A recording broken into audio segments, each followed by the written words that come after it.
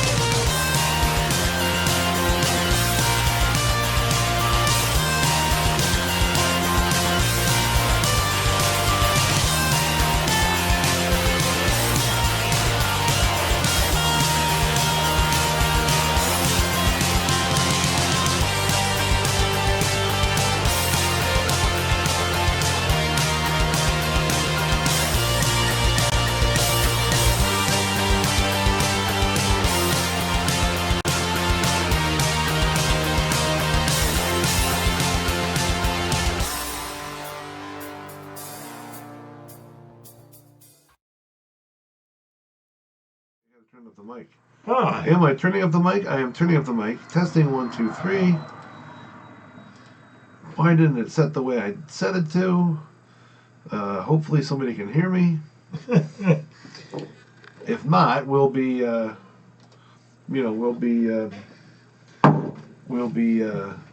to fix this problem. What will we be? We'll be zilch as usual.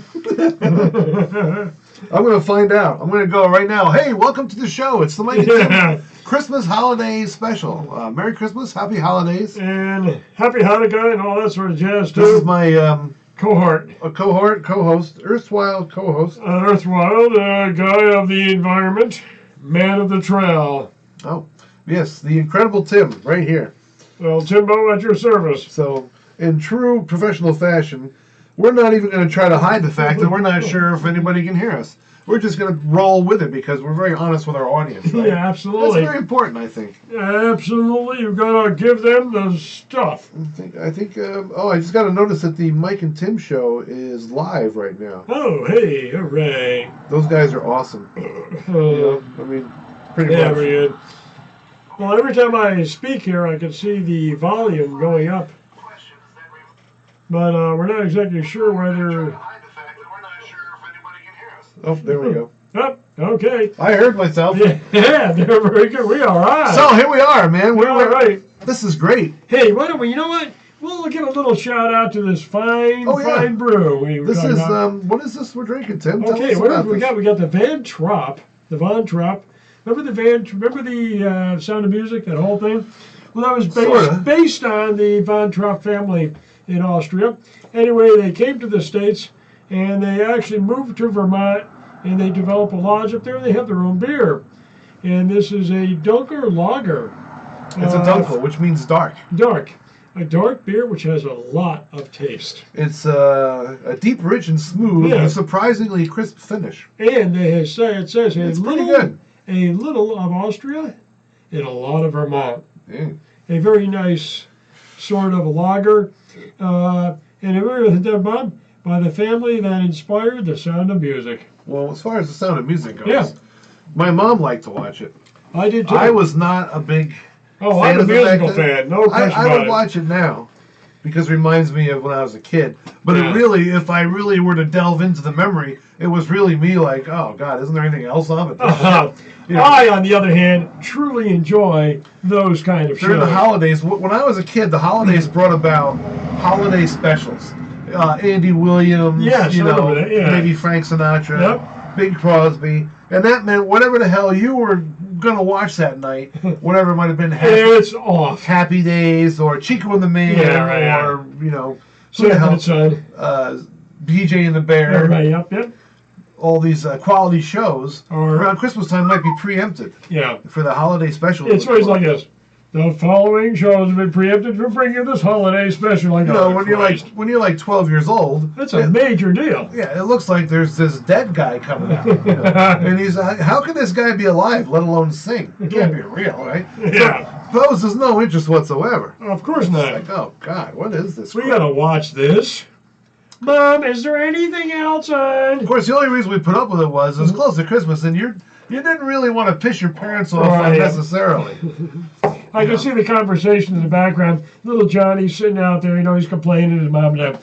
Don't give the little bastard anything for Christmas. You know how they say to pick and choose your arguments. Right. Well, during that time of the year, I think we used to really be careful about picking and choosing arguments. There's a little thing, is not, don't piss Dad off. He's the one who brings the money home. Just think, you make Dad mad, Santa Claus doesn't show up. This could be a problem. What's the earliest you ever got up Christmas morning? 5 o'clock. Really? Oh, yeah, man. We were out there underneath that tree in a hurry. Me and my sister, I think, were up one year at like 5. Actually, I got up at like 3 because I knew I had a present from my sister-in-law that was a special present, and it was a calculator. Oh. And this is back when calculators were like a big deal. Yeah, just coming in. Yeah, they were really new. Right. I mean, this thing cost her like $70. Oh! Of course, now you can buy one for like $3. If that even. Yeah, right. But this had the LED display, and it actually ran on batteries, and it did addition, subtraction, multiplication, division, and it did square roots and percentages. Oh, yeah, we're talking. And it had the memory thing, but that was it. You're talking some serious calculations. Oh, yeah, I love that thing. It come in handy, too. Yeah. So I got up early, like around 3 o'clock in the morning. I couldn't sleep. I ran out there and snuck out, grabbed that present, and then I opened it up and played with the calculator probably till 4:30. Yeah. I went back to sleep. My mom was not happy. She's like, you shouldn't do that, going out there. Because we were very traditional. We were allowed to open what was in our stockings. Right. Which would be little things. Yeah. Gift certificates at McDonald's, things like that. Well, we didn't get too many of those. But I did. I probably got toothpaste and soap and that kind of shit. Yeah. Then you look today, you open up your stocking, it's got toothpaste and soap in it. You're like, hey, couldn't he do any better? I mean, really. Well, Santa's getting old. So, and then after breakfast, we were allowed to open presents. Right. I had to have breakfast first. And then that was just an outrageous rule that my mom had. I mean, outrageous, having to wait, you know. Oh, good Lord. Yeah, you had to wait for all that stuff to get over. You know, the parents stipulated as to how things went. That's just all there is to it. Mom and Dad were controlling. You've got to do this. If you don't do that, it ain't going to happen. Usually. You know, in some places, some areas, they open their presents at midnight, like the night before. And then they go to bed, I guess, after they play with their presents or whatever. Well, we had quite a unique situation in my house during Christmas. Oh, did you? Our Christmas tree fell over in the middle of the night. Uh-oh. I can remember. Get out there, all of a sudden, I hear this like... Might have been Santa Claus trying to... I go out there and my dad like, go back to bed. Go back to bed. I'm taking care of the tree here. So I get trees on the ground, smashed ornaments all over the place. What a freaking mess. He didn't want you to see, you know, accidentally see Santa Claus. Yeah, right. Well, I got onto that. I was into the stage where I'm like, Santa Claus coming down that chimney? How is a largely fat guy going to fit down something that's a foot square? And not only that, you get at the bottom, how does he come out the little drain? I mean, the little thing at the bottom there where you open it up to let the ashes out. The flue? Yeah, the flue. So I'm thinking, this has got to be a problem here. There's something suspicious about this whole story. Well, I've always thought that he's sucked his breath in really tight. Yeah, he's doing a really pretty good job. Well, he had some Christmas magic going on, too. Yeah, what I eventually thought was that the elves would be deposited down the chimney to open up the front door for Santa Claus. That's how I figured this out. And I figured that lasted for several years. Well, that might work, actually. Yeah, that's not a bad idea, actually. I mean, that was probably the best, you know, because Mrs. Santa Claus, she wasn't coming down the damn chimney. I don't care how you I think she stays home. Yeah, I know. That's what I mean. This is men's work. Yeah. It has to be done by the guy with a brawny type of personality. Anyway. So, yeah, there was some speculation a while back. We were discussing something. And we were, you know, the question was raised, does Santa Claus sniff glue? And I did a little research on it. You know, what kind of glue is it? Unofficial research. Oh, right, yeah. No, he doesn't. He doesn't sniff glue. Right. He doesn't touch glue at all. But there is some speculation that he may put a little something else in his pipe once in a while on Christmas Eve when he's working. Just to float him. He's working. Yeah, just to float him over the whole entire global expanse. You know. They say, I don't know. This is the story is they say helps keep the sleigh up. Oh. He needs to keep it up when he's doing his Christmas thing. Yeah, when he's making his rounds. The last thing he needs to do is have trouble keeping it up. Yeah, having a deflated sleigh is bad business. So anyway, getting back to this beer. This is a good dark beer, and it's. Did I mention it was smooth? And, it's well brewed, deep and rich. It's deep. Yeah, deep and rich and steep. And I would say if you had several of these, you would have to stay home in your holiday event because you'd probably be way over the DWI. Yeah, this one. And what is the? It's 5.8, I think. 5.7% alcohol. So what? You know, it'd be interesting. We probably should have another one. So. Yeah, most likely. You know what I would find most interesting? What if they didn't put the alcohol content on the bottles? And you had to guess. Well, I think most people don't probably notice it. They just... It's probably legal. They have to legally put it on the bottle. Well, I'm sure they do. But I'd venture to say that I would leave it off the bottle. And they would call it, like, surprise beer. And every six-pack was different. Notice down there, it'll say something like, this shit will fuck you up. Or you know what they ought to do is have, instead of saying, you know, you can only have, they should have one beer, and you've got like there's a picture of a guy with like a smile on his face. He doesn't look like an idiot or anything.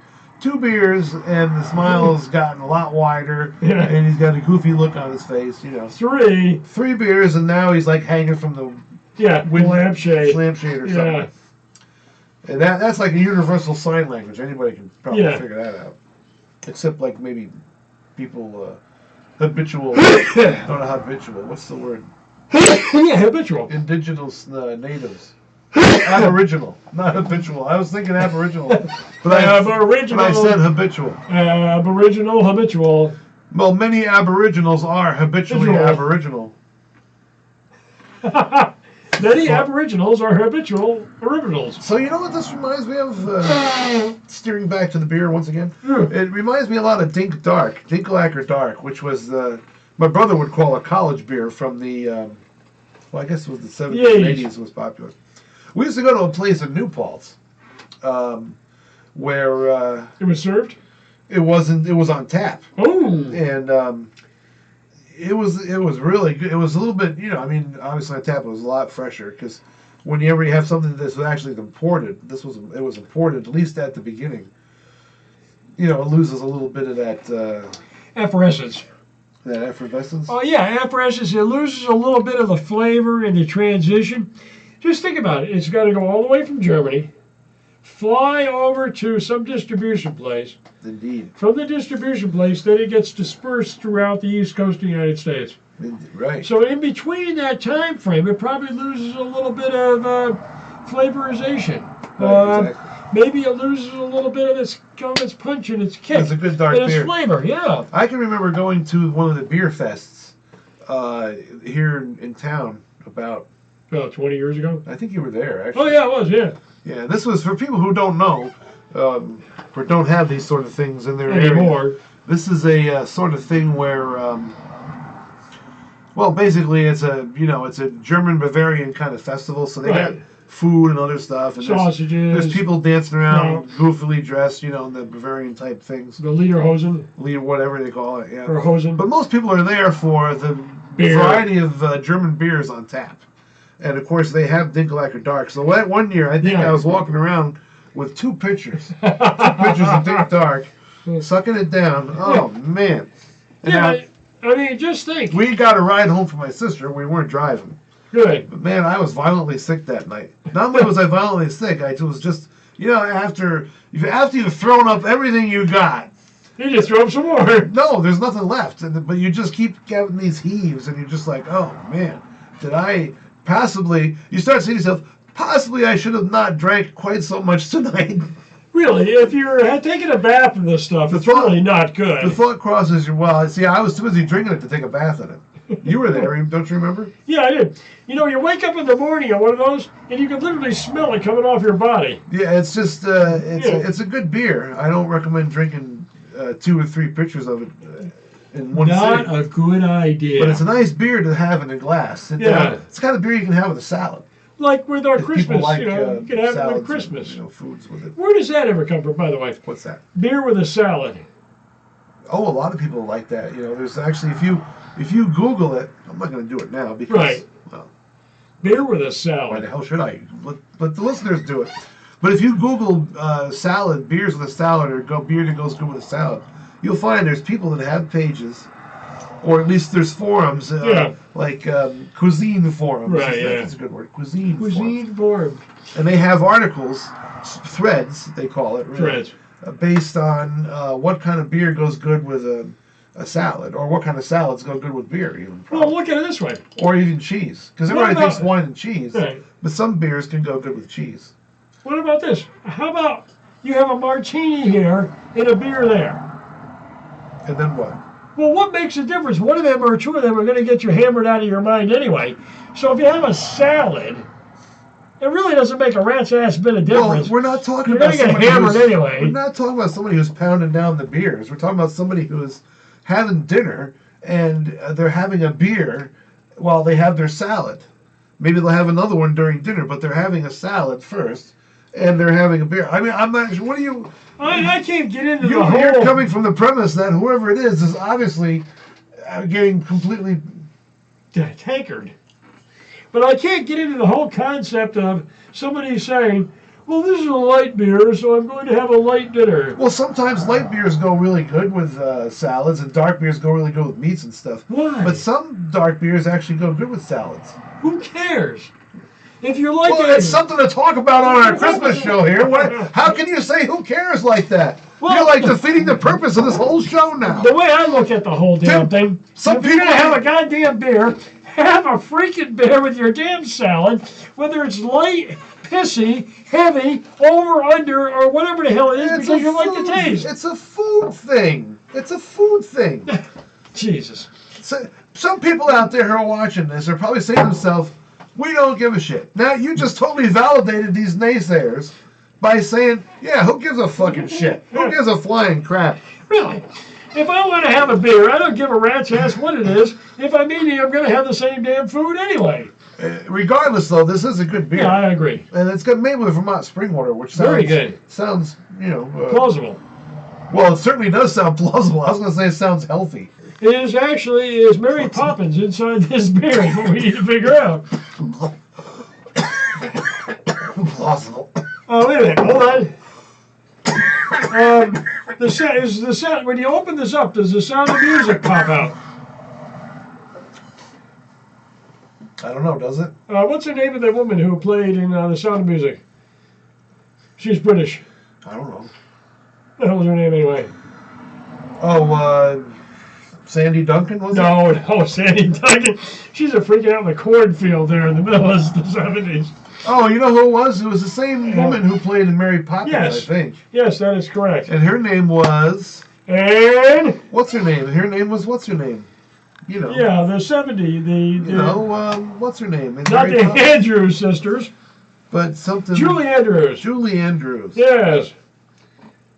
Old J.A. or something. Old J.A. That's what we used to Sounds call like Jack Daniels, old Joe. Wait a minute, Jack Ayers. Well, people don't know, but I read, I listened to some of these things that you don't pay attention to, gossip things. And apparently she was a big Jack Daniels drinker. Really? Oh, yeah. She used to slug it down. Ooh. There are some... and that's why she was going to the nunnery. She went to a nunnery? Yeah, in the movie, she goes to a nunnery. She wants to become a nun. Maybe she did lots of Jack Daniels before the actual show production. Oh, but I'm talking about in real life. Oh. You seem to be confused. I am. Tim, your aides, your prep people are supposed to have you all ready for the show. Oh, yeah, well, they let you down again. They didn't show up this time. They were late. You know what? I heard you're not paying them. No, I'm not. Well, I decided that they're off the list. That is probably the reason for their shitty performance. Yeah, probably more than likely. If you were willing to help them, at least buy them something to eat. Yeah. Buy them lunch or something. Yeah. They might be willing to alphabetize your items. The hills are alive with the sound of Dunkle. See, the thing is, your items are unalphabetized. Oh, my items are unalphabetized. Yeah, your items and your objects and your media bits are not organized. Oh, I'm sorry. Tough cookies. Therefore your comments are coming out in a disparate fashion. That's a good word, disparate. Oh, disparate. You like that? Boy. I just thought of it myself. Okay, so anyway, welcome back to the big Christmas spectacular. This is exciting, because we are Mike. It's the Mike and Tim show. Mike and Tim's Merry Christmas, Happy Holiday show. It's Hanukkah and it's our big holiday show. Oh, Kwanzaa, whatever the hell that is, and all. Happy Hanukkah. Well, Happy Holidays kind of covers it. Yeah, that covers the whole bases. Even if you don't celebrate the holidays and you're living in a cardboard box in the corner of next street to low down and low I, Happy Hanukkah. They're like, yeah, thanks for the thought. You're certainly welcome. It'd be good if you got a wood stove in that cardboard box. Be careful to insulate around the actual You certainly would want to be careful. You'd be burning down your house there, buddy. So, some other kind of solution might be more applicable. More applicable, yeah. Yeah. Some of these people would spend time designing like a cardboard box with some features, a little bit of aluminum foil, plastic wrap, and get for water, bubble wrap. Instead of trying to get the person some help or a job or whatever they might need, maybe to get on their feet, let's just design them a better shelter. Maybe something with battery-powered solar. Who the hell knows? It's got some insulation and some wrapping. Wow. So it's slightly more humane, but really not much. Hi, and welcome to Insulation and Wrapping. Tonight on today's show, we're going to be showing you how to insulate your small little cardboard box. So that's right, folks. If you're living on the street and you're looking for a very large cardboard box, go to Walmart now before they crush them up. Hey, I think the Tim train might be going off the tracks again. You might need to pull that cord. You know that cord? Did you ever pull a cord? The train is coming. You never want to pull the cord. Why? Oh, that's the dunny. No, it's the stop the train cord. Well, if they pull this cord down, and you're in a particular country, you are actually in the dunny. Yeah, when I used to work at IBM for a while. Yeah. The guy was this one guy. We had to go into this. Control I had to get certified to go work in the gas building where they have all kinds of gases. They have huge tubes. You know, what else would you call them? Tubes, huge things jutting out of the building. You know, for gas, huge gas lines, huge. Oh yeah, we got sulfuric acid going through this line here. All kinds of shit. There's all kinds of warnings that say, if this red light is flashing, call this number. And I'm thinking to myself, if that red light is flashing, the last thing I'm going to do is stop and call that fucking number. What I'm going to do is get my ass out of there as quickly as possible and go home immediately. Hello, after I get home, lock all the doors and shut all the windows. Then I might call that number. Yeah. But actually, I probably won't call it at all. I can see it now. Oh, hello. May I please help you? Oh, I see that the red. I said that to my boss too. I said to him, I said, you know, if they expect me to call that number in emergency, they're shit out of luck because I'm gonna hightail it for the door and I will not be back. It's just the way it is. I like it. Hey, accidents happen. While I worked there, a dude got electrocuted. He was doing, jackhammering some concrete. What did he run into? Well, electrical lines. Did he call the number? His number was called immediately. Yeah. He called the number and went, hello. Hi, may I... Are you having trouble? Please press 1 if you're electrocuted. Please press 2 if you're having trouble. Please press 4 if you're being shot. And 5 if you need an emergency. Shut the hell up and give me another beer for crying out loud. Sticking up your ass.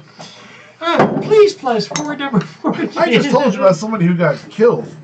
Please press number 5 if you're having trouble with this one thing. That was messed up because the generators kicked on for a few minutes. Oh, the generators kick on. This way he gets more electrocuted. It wasn't like they were spreading it around, but I asked one of the other maintenance guys, and I was like, what the hell happened? What's going on with this power failure this morning? And he's like, oh, you don't want to know. Yeah. I was like, sure I do. Excuse me. And he told me. Well, we just electrocuted somebody. I was like, holy shit. Yeah, dude. I wonder if they had to call the emergency number. Hello, you have reached the automated emergency number. I don't think they had to. Press 1 if you've been electrocuted. Press 2 if this is an emergency. If it's not an emergency, press 5. Please go to 5 if you think you're being electrocuted. That's not, you know what, that might be, that might be considered extremely risque comedy right there. Press 5 if you think you might need medical attention. I mean, you call up a lot of numbers like that for other type of stuff, and you can't get through. And press number 6 if you think you need to return to press number 4. Like, where are these companies? Don't they have anymore? Don't they have like normal human people who answer the phones? I mean, think about it. Hello, you've reached a normal human person. Well, press number 6 to go back to the multiple question. Don't go away because... more of this is coming up. Well... You'll never know what's going to happen on this particular show. Not precisely more of this. I think we've had enough of this. Stuff. We've had enough of this crap. We're going on some other crap. We're gonna do something else. Actually, Tim is going to be thrown out for extreme... debauchery. Egregious behavior. I really don't care. It's Christmas. That's why he's being thrown out, because he doesn't care. I don't really give a poop. Well, in a way, that's a good thing, really. Do you give a poop? Oh. Tonight on the Baby Jesus Show, Judas tries to talk Jesus into changing water into wine. Hey Jesus, come on, man. Hey man, let's go to the food court, man. Can you change water into wine? Hey, come on, let's go. Why not? Judas, I don't think I'm supposed to do that. Come on, Jesus, let's do that. Come on, you can do it. Yeah, water into wine. Come on, man, hurry up. I don't know. Why not, man? Hey. I don't think my father wants me to do that. Why not, man? Well, he's just a carpenter. What does he know? No, not that father. My other father. Oh, that guy. Yeah, well, see if you can do it, huh? Come on, Jesus, come on. I don't know. Oh, come on, pretty please, Jesus. Watch as the baby Jesus brings his friend Lazarus back to life after a fatal drive-by shooting. Lazarus, come back to life. Gee, Jesus, thanks for bringing me back to life. No problem. And of course, who could forget the cranky Italian next-door neighbor, Pontius Pilate. Gee, Mr. Pilate, sorry about your flowers. You damn Jewish kids, keep off my lawn. I wash my hands of you.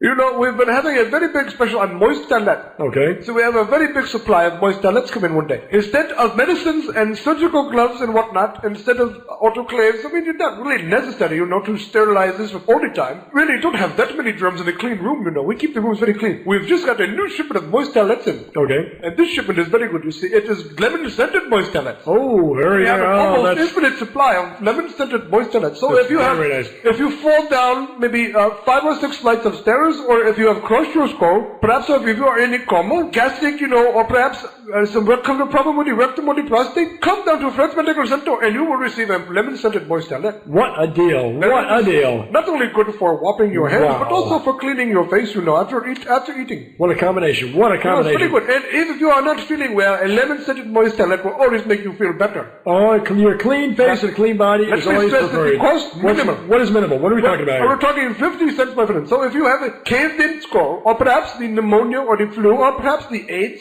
or, you know, if you are suffering from a chemical poisoning, Yes. or biological contamination, just come on down to Fred's Medical Center, and for 50 cents, you will get a lemon-scented moist towelette. And also, we have many lollipops for the children. The most important thing we can say is we have lemon-scented moist towelette. Lemon scented is Yes. great. And also we have variety of flavors of lollipop. Alright? That is what we have. It is very important. Now the autoclaves, not so important. Right. Not so important. Fresh, clean bandages, well, you know, you really do save a lot of money if you reuse some of the bandages. What we do is we wash them out very good. Yep. And we let them dry. Very, very bad You know, there. they're trying to save a little money. We're trying to pass the savings on you. What a concept. There is absolutely no doubt about it. Absolutely. If you are on the brink of death, a lemon-scented moist towelette We'll bring you right up. makes you feel very good. Yes, even if you're going to die. Even if you're going to die. 9 out of 10 people do not die at Fred's Medical Center. They die They die before they even come in. Ah, Yes. The thing is, really don't need all these pills and these other things, bandages, you Yes, know. that is correct. Autoclave, it's silliness, you know. You don't need it. What you need is a lemon-scented moist towelette. yep.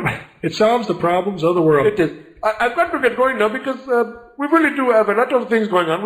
We've got to hand out some lemon-scented moist towelettes to the folks passing by. We sure And do whether appreciate you stopping by. Whether you have the pneumonia, a cold, AIDS, a caved-in skull, such as I said, please come in and get. If you lost your eyesight or your hearing, come in and get a moist towelette. Well, anyway, hey, Fred, It will not cure you, but it will make you feel better. thanks for stopping by, Fred. We do appreciate that. Yeah, very happy to stop by. Attention nature lovers. Now available from the Colorado Sound Company. The new CD. Sounds of animal reproduction.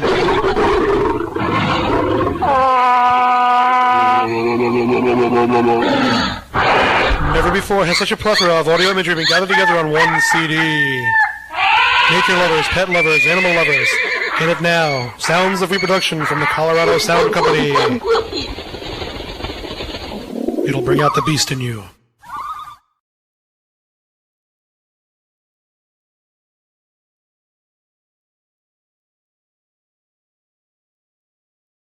Gee, Mom, can we stop at the food court? Why, sure, son. As a matter of fact, I'm a little hungry myself, son. While you two are in line here for burgers, I think I'll stop into chock full of sluts. Okay, dear. Don't spoil your appetite. Hello, friend. This is Bitch That Puddin'. I used to be pimping on the street for years, but when I wins the lotto, I took my women's and invested in one of them damn mall franchises. So stop by chock full of sluts today and get your knob polished. Don't forget to look for our 2-for-1 coupon in today's Sunday paper. Look, Mom, here comes Dad. Have a good time, dear. It was delicious. Here, son, have a moist towelette. Gee, thanks, Dad. Dad, can we come back tomorrow? Why, sure, son. So come on down to chock full of sluts. We be in the food court.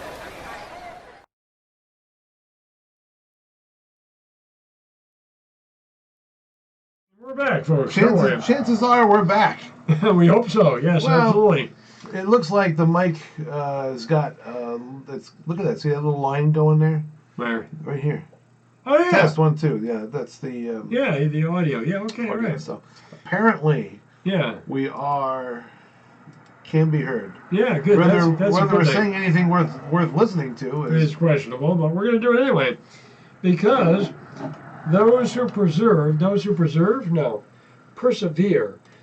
persevere shall succeed. you know. Let's test it and find out because You don't know. you know, I'm superstitious. What is Yeah. it? Anyway, what were we talking about here? We wanted to bring in some new information about one of our bits. Oh, we got some new bits that are up, and we'll play one of them Yeah, in a minute or two. minute or two. Yeah, you know, we're gonna. Well, in the meantime, we can talk about the trail and what people are doing out there. You know, freezing their butt off, walking from Maine to Georgia now. Not this is really funny or anything, but just think about it. Oh, this isn't funny.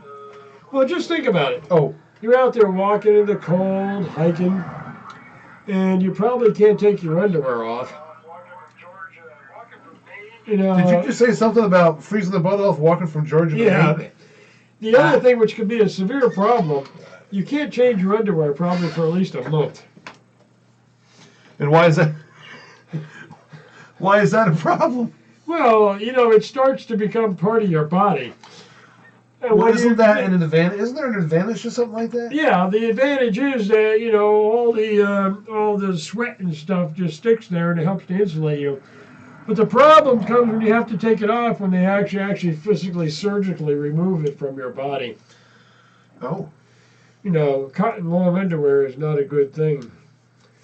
And it becomes an imprint on your backside. do you are you planning on getting some underwear for Christmas? No, I like to reuse my underwear. I switch it inside What out. would you like to get for Christmas if you if you could?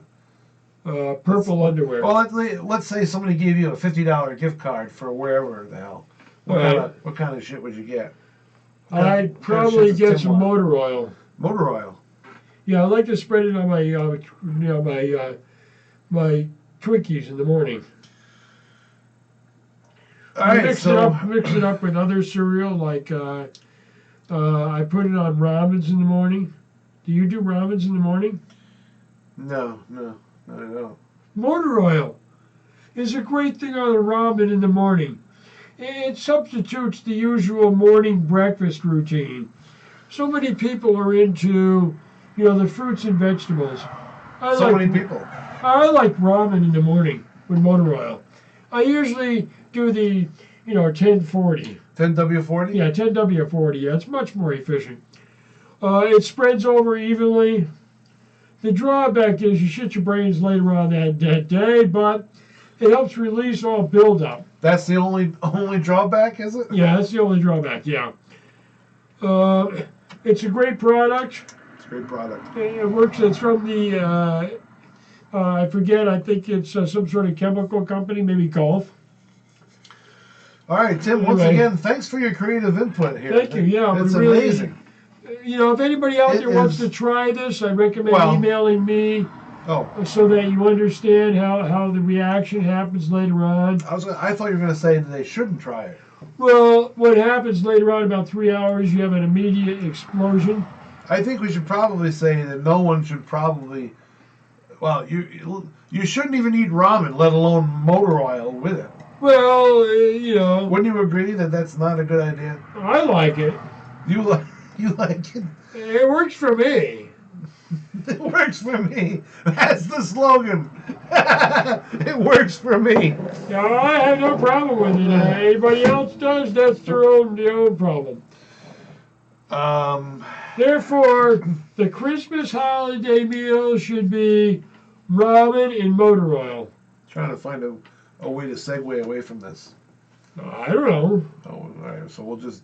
Well, we can talk about a regular traditional dinner. So anyway, coming up on the show tonight. Coming up on the show tonight. Yeah, bring it up. Coming up on the show tonight on our special big Christmas holiday special, and you can tell it's a big holiday special because, well, look behind us. I mean, come on. Look, we got the tree up, the decorations.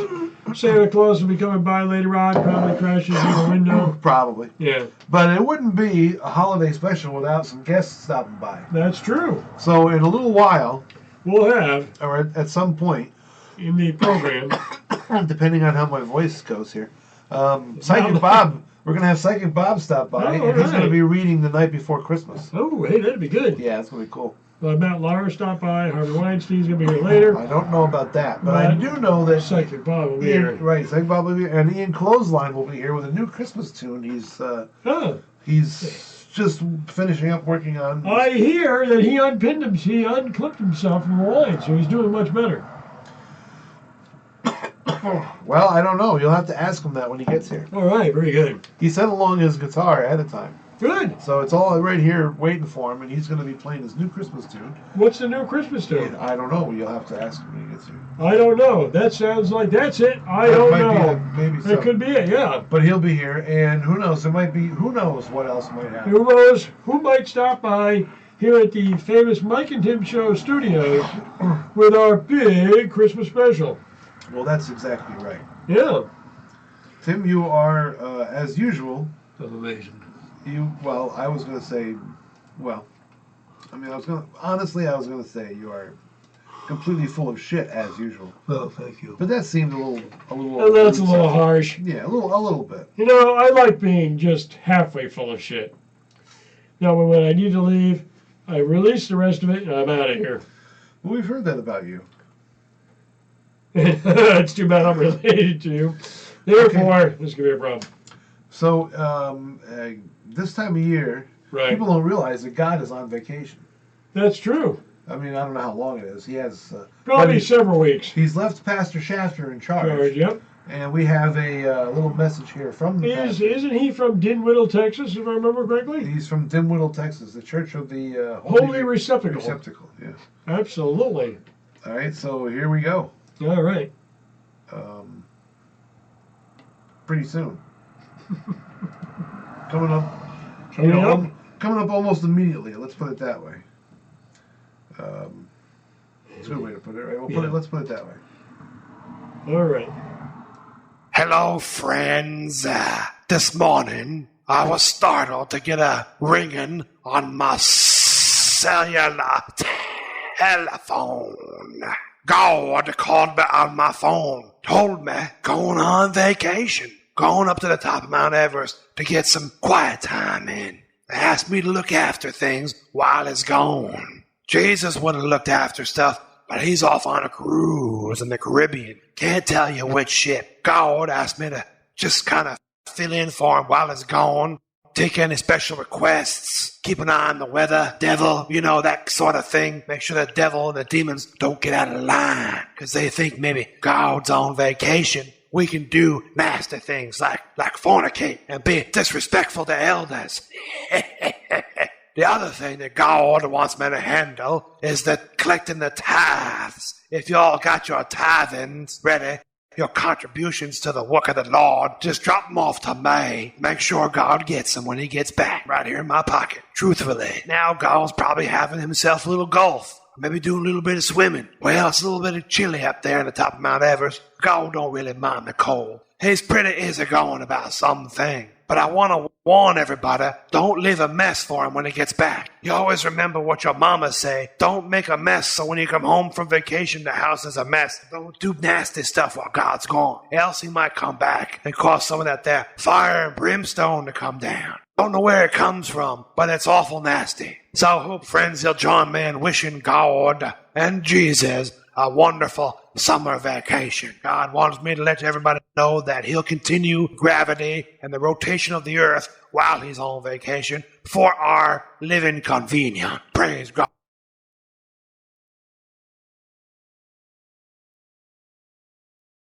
Tonight, it's the WWF cockfight. Rick Rooster defends his championship title against Cockadoodle Dan. Now let's go ringside to Bob Neanderthal and Carl Bacon.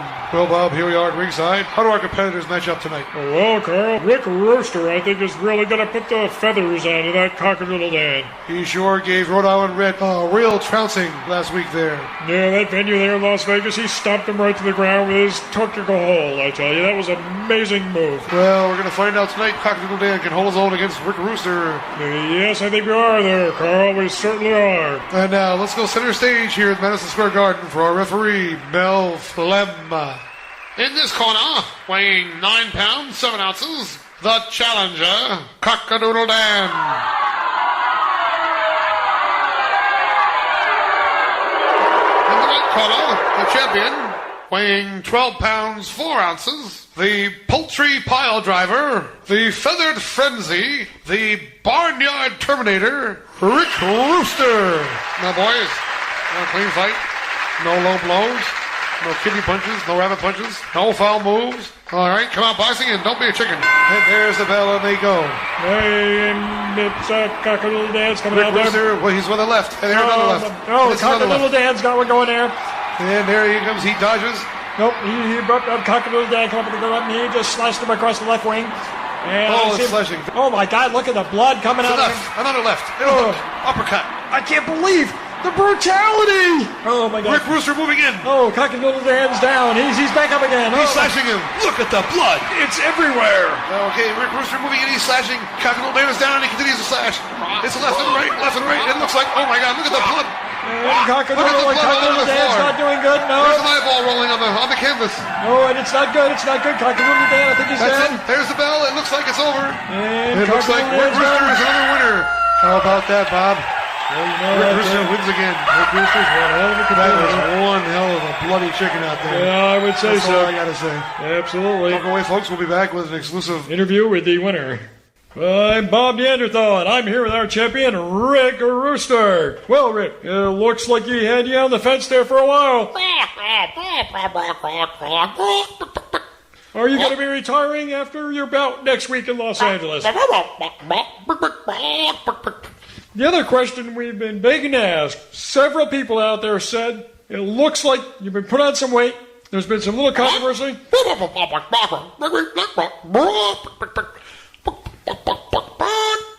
Well, congratulations on your win tonight, and we hope you succeed next week in Los Angeles.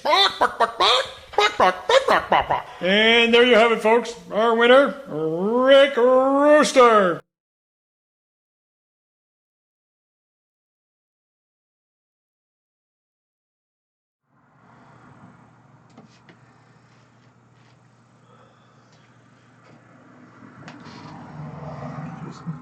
Ain't you gonna introduce me, Tim? Ah! Oh, it's, who is you? Who are you anyway? It's Psychic Bob here. Oh, hey, Psychic Bob. Hey, How are you? Tim. Merry Christmas, Tim. Hey, and welcome, Psychic Bob, to the Mike and Tim Show. How are you, Psychic Bob? It's been about a year since we've seen you. Really? Yeah, what have you been up to, Psychic Bob? How's life been treating you? Oh, Tim, let me tell you, Tim. Go ahead. Tim, let me tell you, Tim. See,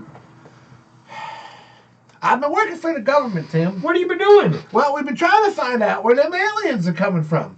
What aliens are you talking about there, Bob? Well, you know, the UFO people. Yeah, I hear that's a pretty serious allocation there, Bob. It's taken a lot of work. I've gone through a lot of raspberry iced tea, Tim. I understand that in order for you to do your psychic workshop, psychic stuff, you need raspberry iced tea. Is that correct?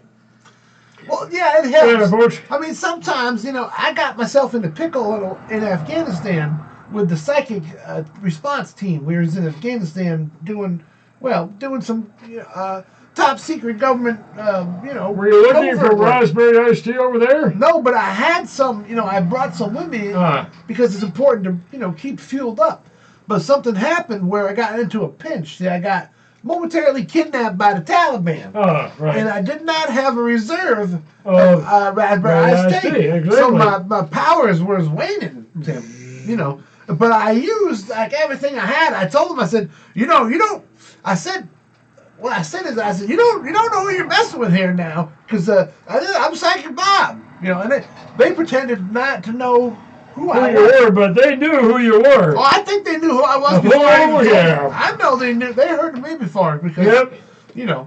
It had been spread over the whole entire country. Psychic Bob is coming. Well, apparently the Mike and Tim show has been viewed by members of the Taliban. That's what I heard. I don't know what it means, you know.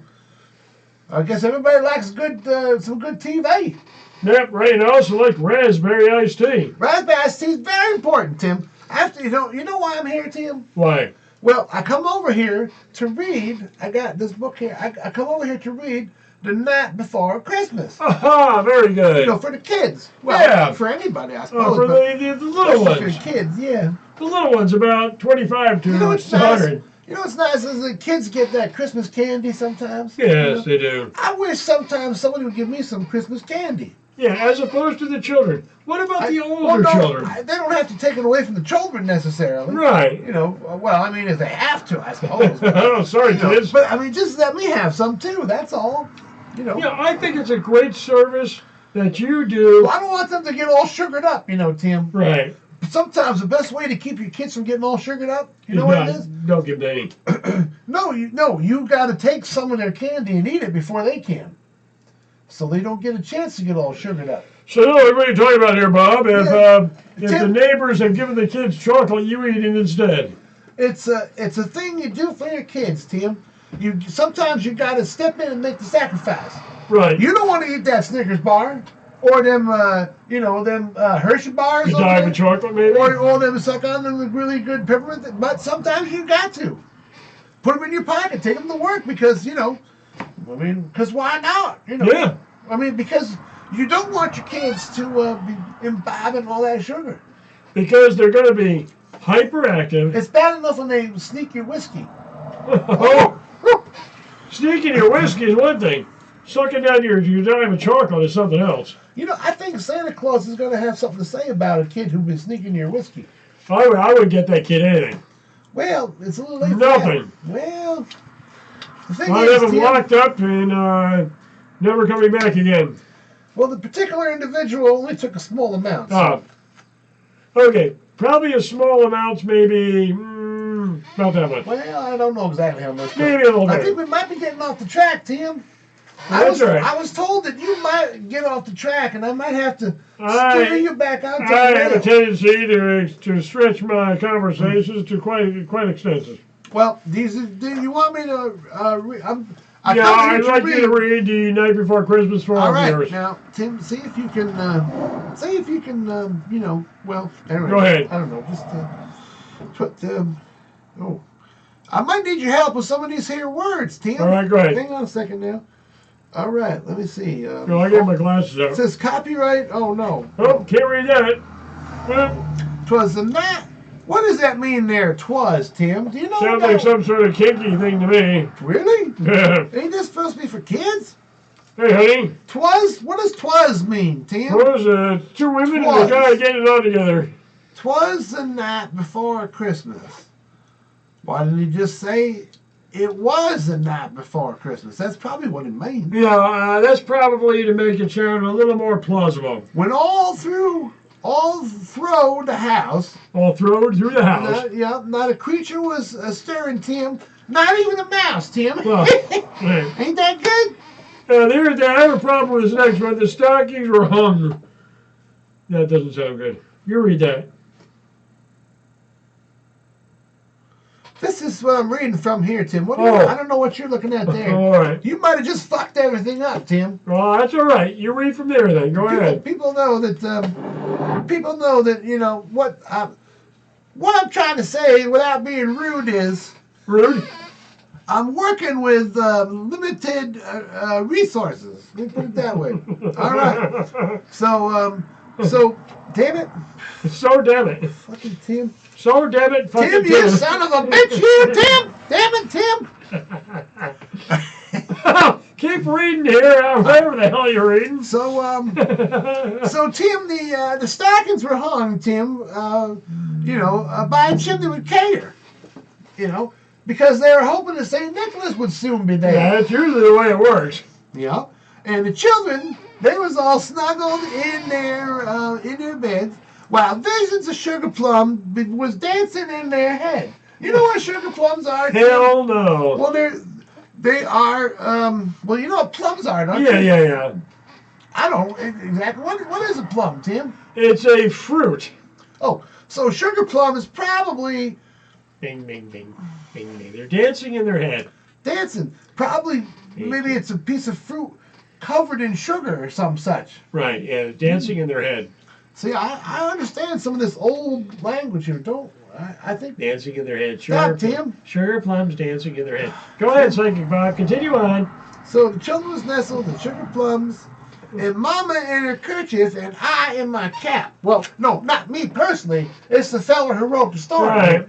What's his name? I Mama forget. in her kerchief. Is that all she's wearing? Well, I think she might have had. This guy's sick, dude. All right, Tim. Don't spoil all this for the kids, Tim. Go ahead. Now, Mama in her kerchief and I in my cap. See, we had just settled our brains for a long winter's nap. Brains? Apparently back in the old days, you had to keep your brains warm.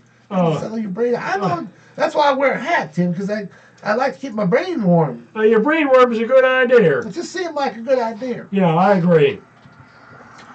So anyway, we laid down for the long winter nap, then went out on the lawn, Tim. There arose such a clatter.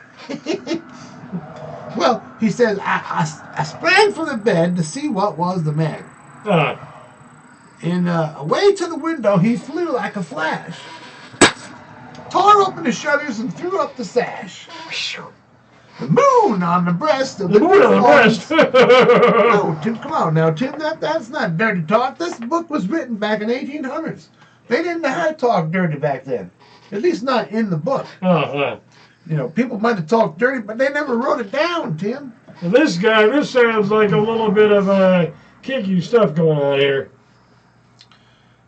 Can I finish the story now? Go ahead and finish. Go ahead, Psychic Bob. Keep going. Turn So- the page there. Get on to the next. I ain't ready to turn the page. If you was paying attention, you would know I am not ready to turn the page. You're kind of spoiling this for everybody, Tim. Come on, get over with the damn Especially the thing. kiddies. Jesus, he ain't a quarter of the way through it yet. So anyway, he went to the window. He flew like a flash, Tim, and then he tore open the shutters and threw up the sash. He threw up the sash. Yep. Then the moon on the breast of the new fallen snow, Tim, gave the luster of midday to objects below. The luster of midday. You know what that means, Tim? No, I don't. I think it means that he could see in the moonlight. Really? Sort of, because you ever see when the snow is just falling? Yeah. It ain't got time to get dirty yet. Right. So it's real sparkly and crystally like. And then if you shine a light on it, it's like, woo, it's like really reflecting. Because it's, it's new Christmas snow. So when the moon is out. Moonlight? Wait a minute. Yeah. This guy's got it all wrong. There's no moonlight. Tim, There's still sun behind that moon. Tim, I think it would be best if you were to be quiet. All right, I'll shut up. So he tore open the shutters. He saw that there luster midday on objects below. Okay? And then suddenly, what to his wondering eyes should appear? But a miniature sleigh, Tim, and a tiny reindeer. That's what it says. I'm not going to talk. That's what it says. I'm just telling you what it says. I'm not going to say anything. I'm mad. So just stop, Tim. Shut Now, up. with a little old driver, so lively and quick, I knew in a moment it must be Nick. What does that say, Tim? What, Saint What is Dick? Oh, that's Saint? Saint Dick. Saint Nick. I thought it said Saint Dick. No, Tim, that ain't Saint Dick. That says Nick. Saint Dick. So means saint. Right. Well, then it says Saint Nick. That is correct. Now, continuing on. Go ahead. More rapid than eagles. His coursers they came, and he whistled and shouted and called them by name. Tim. Asshole and actor. What do you think that means, coursers? There, Tim. What do you Coursers. think I don't coursers? have. They whistled and shouted. They called them by name. Come on, you jackasses. Apparently, see, Tim, they're more rapid than eagles. You know what that means? They're faster than eagles. They're quickly. I don't know how fast eagles are exactly, Tim, but I know. I have the slightest idea. I think they're I don't know. probably pretty quick though. So whoever this feller was, this here feller that He's seen on the lawn. Right. Must be pretty fast. Absolutely. Okay, let's see now. Oh, and yeah, he called them by name. He says, now Dasher, now Dancer, now Prancer and Vixen, on Comet, on Cupid, on Donder and Blitzen. You know what those are names of? Nope. The names of the reindeer, Tim. Sounds to me like they're names of cars. No, Tim, those are the names of the reindeer, not cars. They're cars, I tell you. No. It's a Ford, it's a Well, Chevy, and it's a the Impala. Comet might be one, but I don't think the others are. Yeah. Now, he says, to the top of the porch, Tim, to the top of the wall. Well, he didn't say to the top of the porch, Tim. I said Tim. He said to the top of the porch, to the top of the wall. Now, dash away, dash away, dash away all. What they all do, leave? Well, he's got to get going. As the dry leaves before the wild hurricane fly, Tim, when they meet with an obstacle and they mount up to the sky. Well, I don't understand what that means. Mount to the sky. Anyway, it says, so up to the housetop, the coursers they flew. There's the coursers again. That must be his reindeer or the coursers. Yeah. Unless he's got something else besides reindeer. Maybe he's got a couple of really good looking women up there. Let me see, I lost my place, Tim. Oh, you're at number, you're at number 31 there. Yeah. Well, thank Yeah, you. go ahead. Yeah, Thank you. pick that back up here in the book there. Thank you very much, Tim. Yeah, number So, 31. All right. Then in the twinkling, it had a sleigh full of toys and a St. Nicholas too. And then in the twinkling, I heard on the roof, Tim. On the roof? It says, I heard on the roof the prancing and pawing of each little hoof. You heard it on the roof. Yeah, that's what it says. Well, I'll be damned. And he, as I drew in my head and was turning around, down the chimney, Nicholas came with a bound. Bing, that's bing, bing, bing, bing, bing, You bing. say Plop. means is a saint. Oh, all Oh, right. yeah. Saint Nicholas yes. came with a bound, Tim. He came with a bound. Came What's that down with a mean? bound. Well, I think it means he bounded down the chimney. Bing, bing, bing. What about all that soot and stuff in there? How the heck did... It says he was dressed all in fur, Tim. Huh? From his head to his foot. And he was, Yeah. Number 34 there, number 34 is where you're at. Number 34. and it says, Tim, that, actually it says, shut up, Tim. Oh, stick it up your chimney. So it says here, Tim, he was all dressed in fur, and his clothes was all tarnished with ashes and soot. There you go, see? That's how you got down. Now, listen to this here. This is the Yeah. good part, Tim. He had a bundle of toys flung on his back. You know what it means to flung? When you flung something, Tim? Hey, you want to flunk around? No, that's not. It means flung. When you flung something over your, What's that, carrying your wench home after a night at the bar? Flung it around? yeah, all right, Tim. So, All right, go ahead. Yep, man. he looked like one of them there peddlers, Tim, who just opened his pack. And his eyes, may be twinkling, his dimples, how merry. His cheeks were like roses, and his nose was like a cherry. Ah. That's what it says here. His droll little mouth was drawn up like a bow, and the beard of his chin was as white as the snow. He's probably doing coke. Oh, Yep. That's it. I seen those Coca-Cola commercials, but I don't think in this story he drinks any Coca-Cola. He's probably doing coke. No, I don't. Maybe, maybe. How do you it's think back he in the spends all slam. that night flying around the night sky without a little bit of help? In this story, Tim, he is not drinking Coca-Cola. Will you be quiet, please? All right. What number are you on here, Psychic Bob? I wish you'd shut up. Oh, stuff it up your twinkle toes. And so he looked like a peddler, Tim, just opening up his pack. His eyes, how they twinkled, and his dimples, how merry. His cheeks like roses, his nose like a cherry, Tim. Yeah. And his droll little mouth was drawn up like a bow, and the beard of his chin was as white as the snow. He held the stump of a pipe he held in his teeth, and the smoke encircled his head like a wraith, Tim. How about that? Well. And then he had a broad face, and he had a little round belly, Tim. And he shook when he laughed like a bowl full of jelly. Get another number. He was, he was chubby and plump and a right jolly old elf, Tim. Yeah. And I laughed when I saw him in spite of myself. A wink in his eye and a twist of his head gave me to know I had nothing to dread, Tim. So he spoke not a word, but he went right to his work. Oh, yeah. Yeah. Yeah, and he filled all the stockings, and then he turned with a jerk. I almost thought it said he called me a jerk. No, he turned with a jerk. He wouldn't call Psychic Bob a jerk. Not me, the fella who wrote this story. Oh, this guy, yeah. Samuel Moore, fella. Yeah, Moore. Clement Moore. Clement Moore. Will you shut up, Tim? Oh, read on then, damn it.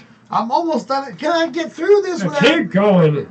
And laying aside a finger at his nose, Tim. A finger up his nose? He gave himself a nod and up the chimney he rode. Will you be quiet? He sucked himself right up there. Right, well, I expect some kind of Christmas magic involved, Yeah, hey, Rudolph there, send down the damn rope, will you? So up the chimney he rose, and he sprung to his sleigh, Tim, and to his team gave a whistle. And away they all flew like the down of a thistle. What's a down of a thistle? I'm not quite sure, Tim, but that's how it was. So. Is that how that's written? You might have to Google that. I don't know. Right. But anyways, let me get to the rest Right. here now. He says, Yeah. I heard him exclaim ere he drove out of sight, Happy Christmas to all, and to all a good night. Yeah, well, that's a very good reading of that. Oh, thank you very much. I'm very excited you've gotten through all that. Yeah, I just... extremely interesting. It wasn't easy, Tim. Oh, very good. Psychic Bob. I kept, the whole time I was doing the reading, I kept getting this feeling that there was some insect, some kind of bug, some kind of pest was, buzzing in my ear and saying stuff that was annoying to me. It looks like it's crawling into your hair. I can see it. It's large. It's the size of a tarantula. You have to drink more beer and kill it. So, apparently I'm supposed to say at this here point. This particular point in time. At this particular juncture. Juncture in What folks usually say at this particular juncture. What do they usually say? Well, what they say is, They do? Well, they say something, Tim. Hello. It's been a nice, lovely. So we'll be right back, apparently. We will? Yeah, apparently this here feller is going to do this here thing. This show is not sponsored by Von Trapp Dunkle, but it is a good beer. And nonetheless, we enjoy it. Okay. We hope you do too. Thank you very much, Tim. Okay, Bob, see you later.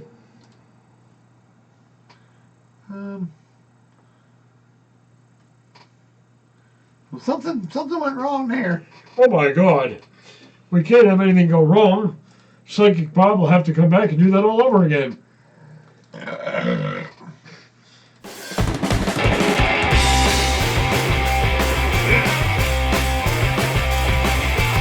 Hello and thank you for calling Fred's Help Desk. How may I help you today? Oh, my computer won't start? You having a problem with your computer, sir? Oh, yeah, that's right. Now, just a minute, you say it won't start. How do you know it won't start, my friend?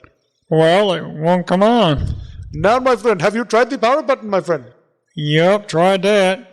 Oh, you have tried the power button. Oh, you're an advanced user then. Okay. Now, have you checked the plugs? I mean, maybe it is unplugged. You don't see, the thing is, my friend, I am a trained diagnostician. You are not qualified to tell me what is wrong with your computer. You don't know if there's something wrong with your computer or not.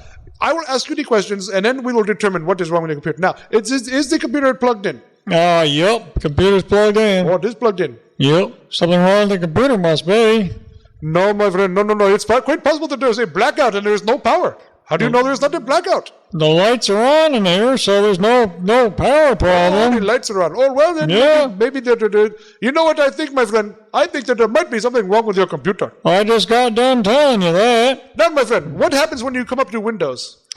How can I come up to Windows if I can't turn it on? Well, my friend, if you're not going to cooperate with me now, I'm not going to be able to assist you. You see, you've got to go into Windows so I can tell you to point and click on things. How in the heck can I possibly do that, you lame brain? I can't get it on. Well, my friend, you see, I am afraid that this is going to take a little bit more trouble. Now, let me ask you something. What happens when you turn on the power button? It won't go on. Well, what happens, my friend? Nothing. Oh, nothing happens. You mean the computer does not turn on when you hit the power button? Of course. Oh, I think there's definitely something wrong with your computer then. It is a good thing you called me, my friend. Now, is there anything else I can do for you? No. I want you to fix my computer. Well, no, sir. You see, I am the help desk. I have diagnosed the problem, and my official estimation is that there is something wrong with your computer. Is there anything else I can do for you today? Have we provided good service? No. I'm sorry, sir, but you see, if you're called the help desk, we have to help you, and I'm trying to help you. I diagnosed the problem. What more can we do? Is there somebody else I can talk to who's got a brain? No, sir. I'm the sole proprietor of Fred's Help Desk. That figures. Information technology is our specialty, sir. Thank you for calling. Goodbye. At John Crapper Ford, we don't give a shit. Stop in today and be treated rudely by one of our poorly trained associates. Test drive the car of your choice, provided you look like you're filthy rich. Presenting our no hassle, not a problem guarantee. It's no hassle, and it's not a problem, because there's no guarantee. Need repairs? Warranty problems? Unresolved complaints? At John Crapper Ford, we don't give a shit. You'll be amazed with the quality at John Crapper Ford. But don't take our word for it. Let's hear from one of our highly trained automotive service technicians.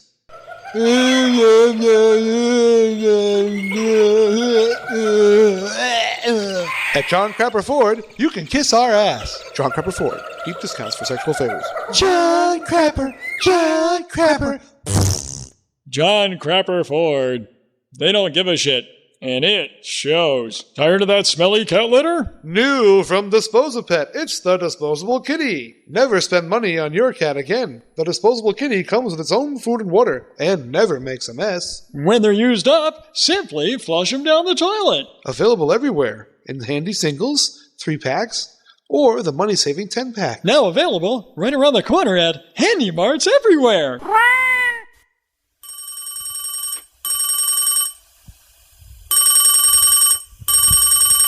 Thank you for calling the Sex Offender Registration Hotline. Press 1 if you're a registered sex offender. Press 2 if you want to register as a new sex offender. Press 3 if you like to look at little boys. Press 4 if you like to look at little girls. Press 5 if you're doing it right now. Press 6 if you're an out-of-work Catholic priest. Press 7 if you're currently a member of the North American Men-Boy Love Association. Press 8 if all of the above apply. Press 9 to hang up now and pretend you meant to call someone else. Hey, come on over here, man. You want to see something weird, man? Yeah, check this out, man. Oh, no, thank you. I'm on a very important appointment. Hey, horseradish, man. Yeah, you want to buy some horseradish, man? Horseradish? That stuff is really hot. You want to smoke? Come on over here, man. No, come on, man. I'm sorry. I don't smoke. Try some, man. Come on. Yeah, it's good shit, man. Oh, yeah, pussy. You pussy. Try some horseradish, man. No, thank you. New shit, man. Come on, man. Try it. That old shit's no good, man. Try this. It's fine chopped. Come on. No, come on. Yeah, come on, man. Horseradish, man. Come on. Yeah, you know you want some. Yeah, it's good shit, man. Get you hot, man. Horseradish make you really hot.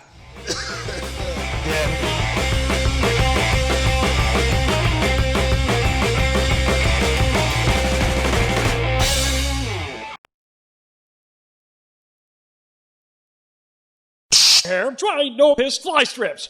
It's got a cellular telephone. On John Gardner, shocking expose of the shocking expose of John Gardner. On the bandwagon, trying to quit? Listen up, alcoholics. Try the new brew from Rock Gut Breweries. It's the beer you can't say no to. We know you're trying to stop. We don't care. Try our beer. That's why we're here. Brought to you by Rock Cut Breweries Incorporated, official beverage of Alcoholics Anonymous. Available at fine Mojo Marts everywhere. Drink some today. Support the Girl Scouts, little girl. Now, Neil, when you've got this brand new amazing frying pan on your stove, you can... Tonight on Book Notes, John James Brown's new book, Birdwatching. Ways of autoeroticism I never have. Your magazine, oh, isn't it like some sort of soliloquy for orgasm? No, Ted, no! Tired of getting caught scratching your pubes in public? Useless Products presents the new Scrotum Scratcher. The Scrotum Scratcher is a powerful solid-state device which attaches to your scrotum with adhesive straps. Inside the Scrotum Scratcher are thousands of tiny blades spinning at near the speed of light. Don't be fooled by imitation ball scratchers. Only the Scrotum Scratcher features patented laser targeting technology to ensure the high-speed rotating blades do not injure your penis. Scrotum Scratcher is guaranteed to service every part of your scrotum while causing no unnecessary bleeding. Fully adjustable and fully guaranteed. It's the Scrotum Scratcher from Useless Products. Own one today for only $14.95. Call now. 1-800 1-800-ITCHY-DICK. That's 1-800-ITCHY-DICK. Operators are standing. Right, son. You can't go on vacation because you told a lie. You'll have to. Standing on a filthy, stinking rich. Sounds good to me. Hi, having trouble with the smell in yours? Here we have the silver pterodactyl. My name is Dr. Leaky. We're taking a deep, satisfying bowel movement, only to discover that it was some sort of creature crawling out of your ass. Hi, I'm Dan Bladder. Tonight on Investigative Reports. Chicken fucking. What it is, who's doing it, and why. And the final question, do they end up on your dinner plate? This is Ian McGregor from Ian McGregor's Rent-A Sheep. If you're having trouble sleeping these winter nights, don't settle for one of those blow-up dolls. Step on down to the original Ian McGregor's Rent-A Sheep and bring home a little lamb today.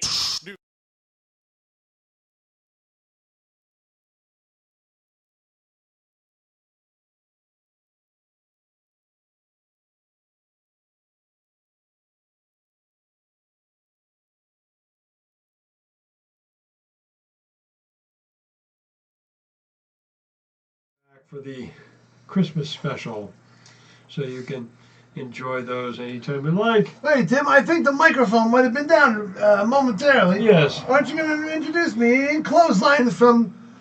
Ian Closelyne! Here we have him. He's in the studio. I got, What's the new song you're going to be doing for us? Well, Tim, I got a new Christmas tune I'm going to be playing. Go ahead.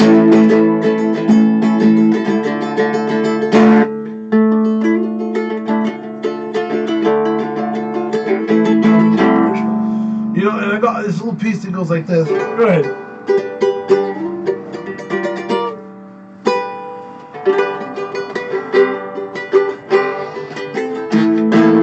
So, you know, Yeah. I know you were asking me before what was the name of my new Christmas song. That is correct, yes. You know, originally I was going to call it A Clean Needle for Atlas for Christmas. A clean needle for Alice for Christmas? A clean needle for Alice for Christmas. You know, it sounded a bit wordy, so I was thinking Alice's Christmas needle. You know, something like that. Yeah, sounds inspirational. Then I changed it to Mary, and I thought Mary's a Christmas needle for Mary. I wouldn't exactly, no. You know, the Catholic Church got all over me, Tim, so I thought to myself, how about Susan? Yeah, that seems good. So I thought a clean needle for Susan.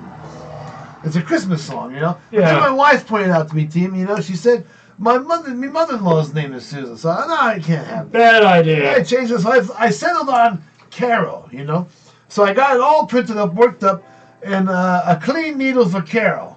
Merry Christmas Carol, I thought.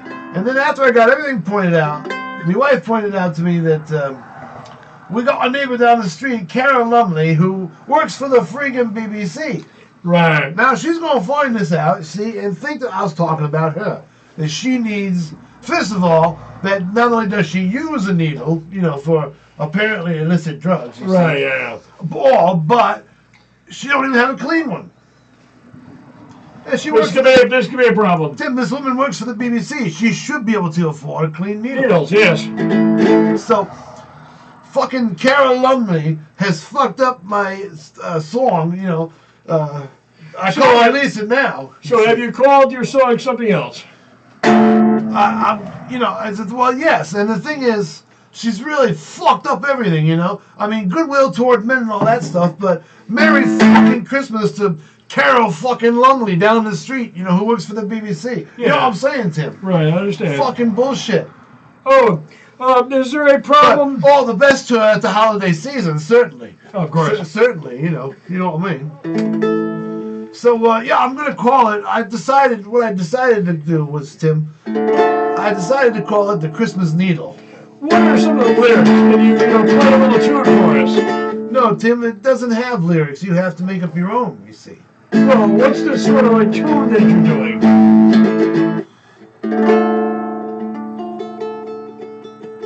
So, Tim, what are you expecting for Christmas, you know, from the old Santa Claus feller? Nah, well, I'm not expecting very much. I really don't, well... So... Well, that could be an issue. Oh, Tim. Some kind of wizard. That certainly could be an issue. Yeah. I think you were gonna ask me. You asked me before, Tim. You were saying, how what you want for Christmas? Hey, what do you want for Christmas? Well, I tell you, I got this. Really? I got this thing with my wife, you know. Yeah. We got one of those agreements, you see. Oh, yeah. Like if that special person were to show up, you know. You could have a little bit of a coochie. Let's say I'm on tour, you know, with my band, and I'm in Australia or some such. Right. You had Olivia Newton-John shows up at the bar, right? You know, and she says, you know, I want to get familiar. Yeah. Now, I'm not really interested in Olivia Newton-John myself. But she's all right, you know. But if I well, was, I'd be willing, you know. Is that what you're saying here? if I was, see, my wife would have let me done that. You have a open relationship? Is that what you're saying? No, only for that one person, you see. Right. See, so for me, it's that Jake Rowling girl. Oh yeah, the one with the Jake Rowling, you know, that wrote that. Token. The wizard. She wrote that there Hobbits. Oh, the Hobbilons? The Harry Potter. She wrote that stuff. That Jake Rowling. Yeah. You'd be interested. I think that's her name, Jake Rowling. I don't know why her parents named her Jake. You'd be interested in a little bit of a mutual binga banga bing. I don't know why her parents named her Jake, you know, Tim. Because they made a mistake. They looked at her and thought she had a dick. Anyway, I thought that, you know, if I were to meet her in the bar and she would say, hey, ain't you that famous? Ian Closelyne. Oh, for a moment, Tim. You lost your mind.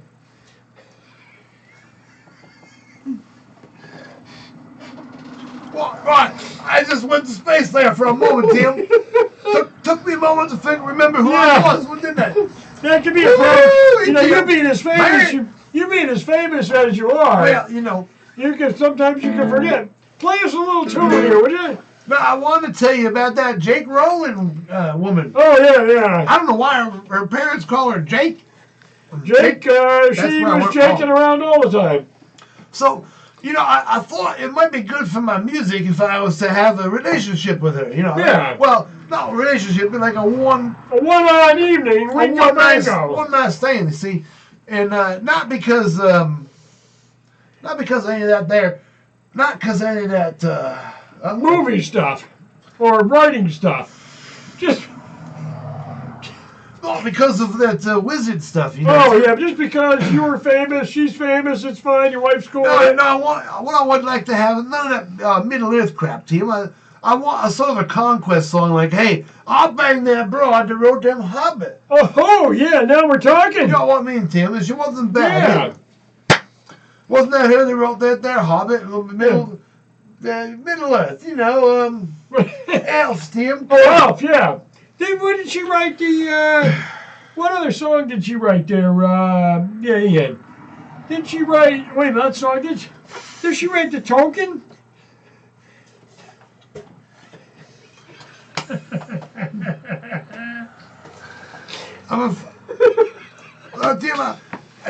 I just get over here, Tim, I get through customs, and this here.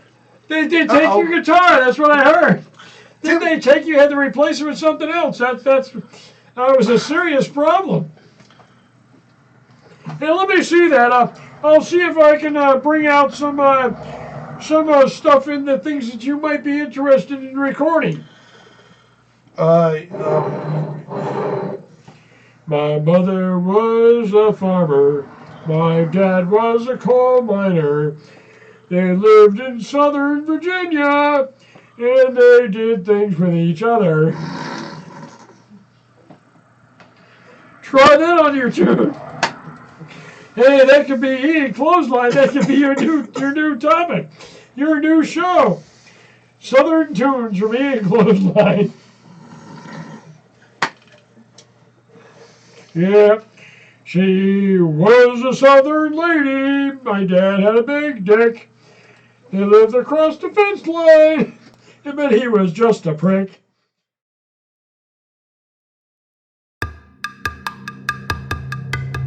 Are you the same old shit? In the market for something different? Don't waste your time looking through the yellow pages for platypus poop. Come to Larry's Palace of Exotic Animal Feces. bear piles, aardvark manure, antelope dew, pear pebbles, elephant loaf, rhinoceros mess, mongoose dung, giraffe droppings, crocodile crap. There's only one place to get certified organic great white shark shit. It makes a great holiday gift. Why not get some now? www.animalcrappers.com.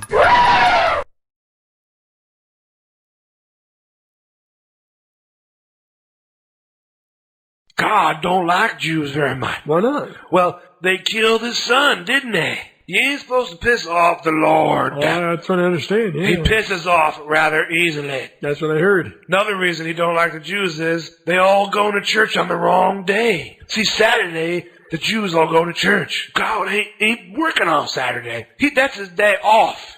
What's he do on the day off? Well, he's playing golf. Oh, Him and Jesus isn't playing golf. They ain't got time to listen to prayers on Saturday. But all these Jewish people running around the synagogue, talking to God, and he's busy trying to play golf. Do you know what it's like, Tim, when he's trying to play golf and somebody's whispering in your ear? No. That's what it is when the Jews are in church, or, in synagogue on a Saturday. Everybody's praying, and they be whispering in God's ear when they're trying to play a little golf. It's very annoying. So then, Sunday, God's waiting for him to talk. They got nothing to say on Sunday. See, you don't like that when they pray on Saturday. You shouldn't pray on Saturday, Tim, because you got to stick to the regular days of the week. But Wednesday and Friday is okay, too, because those are big days, too. Leave him alone on Saturday. He's playing golf. Sometimes he has to take time off from golf if it's like an earthquake or something like that. If everybody's praying for, I want a new tube of toothpaste for my birthday, or my car to run for another 5 miles before I get to the guy, he ain't got time for them requests all the time. You gotta put them in writing. You know that, don't you? no, I did not know that. The way no. you do that is you gotta have to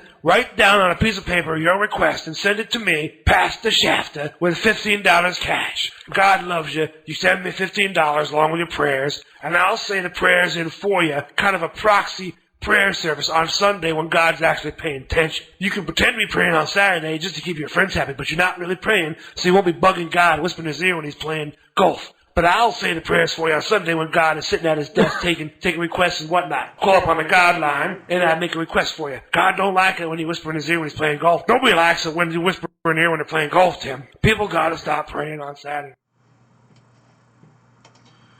Okay, I think we're back. It's always, I never know for sure, really. All right, you can stop doing that.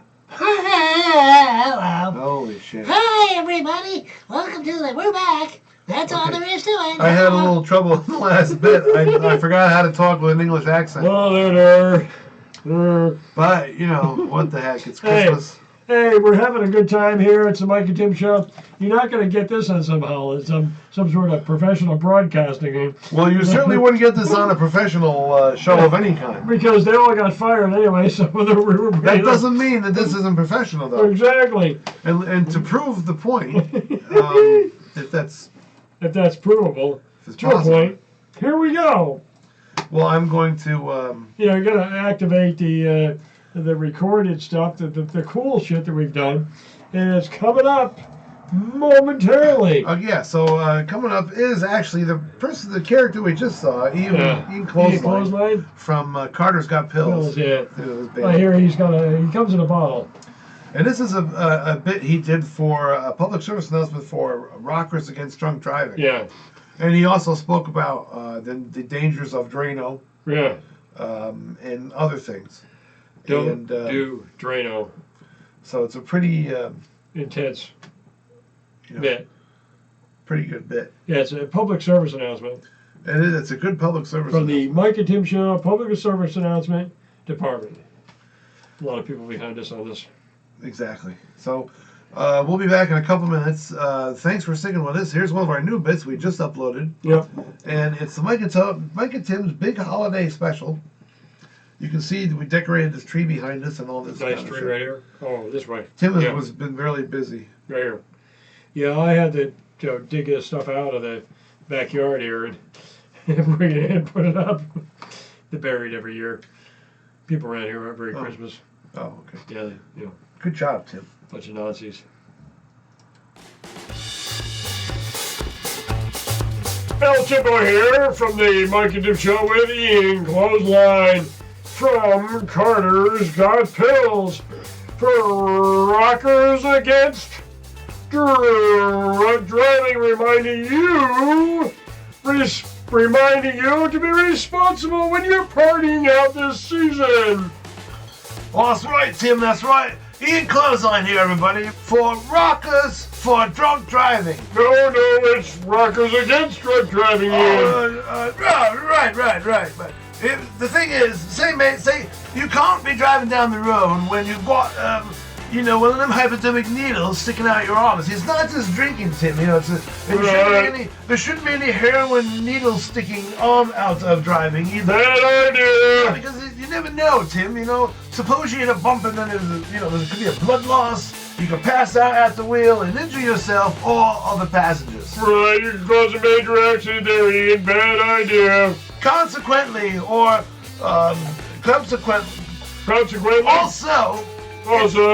one should not, one being a person who I speak of, anyone in particular who hears this, they should not take LSD or mescaline, rat poison, or they should not consume hydrochloric acid, Bad idea, cleaner, not a good idea. No, don't.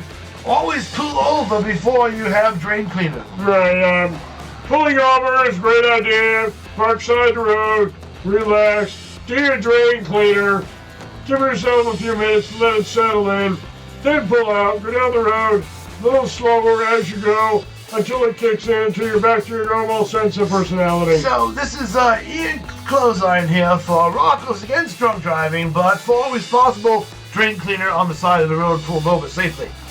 Happy holidays. Very good. Thank you, Ian Closelyne from Carter's Got Pills.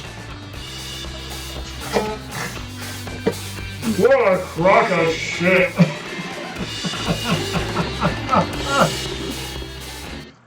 So, hey! Here we are, we're back. Yeah, that was a little, we've always talked about, the evils of drunk driving, and we decided that instead of drinking and driving, one could do drain cleaner instead. Well, Ian Closelyne from Carter's Got Pills, he recognizes that there are some folks out there who are not content to just shoot heroin or snort cocaine. They gotta do drain cleaner. They want the drain cleaner, they want the glue, the paint. Yeah. They got the paint sniffing blues. So, yeah, let's do it. One, two, here we are. 4. Now let's the paint sniffing blues. I was out along myself at the Home Depot store. No, don't. I went down to aisle number 4. Listen, people, we got a few people tuned in now. Let's not chase them away. Yeah, I was there at the paint mixing counter.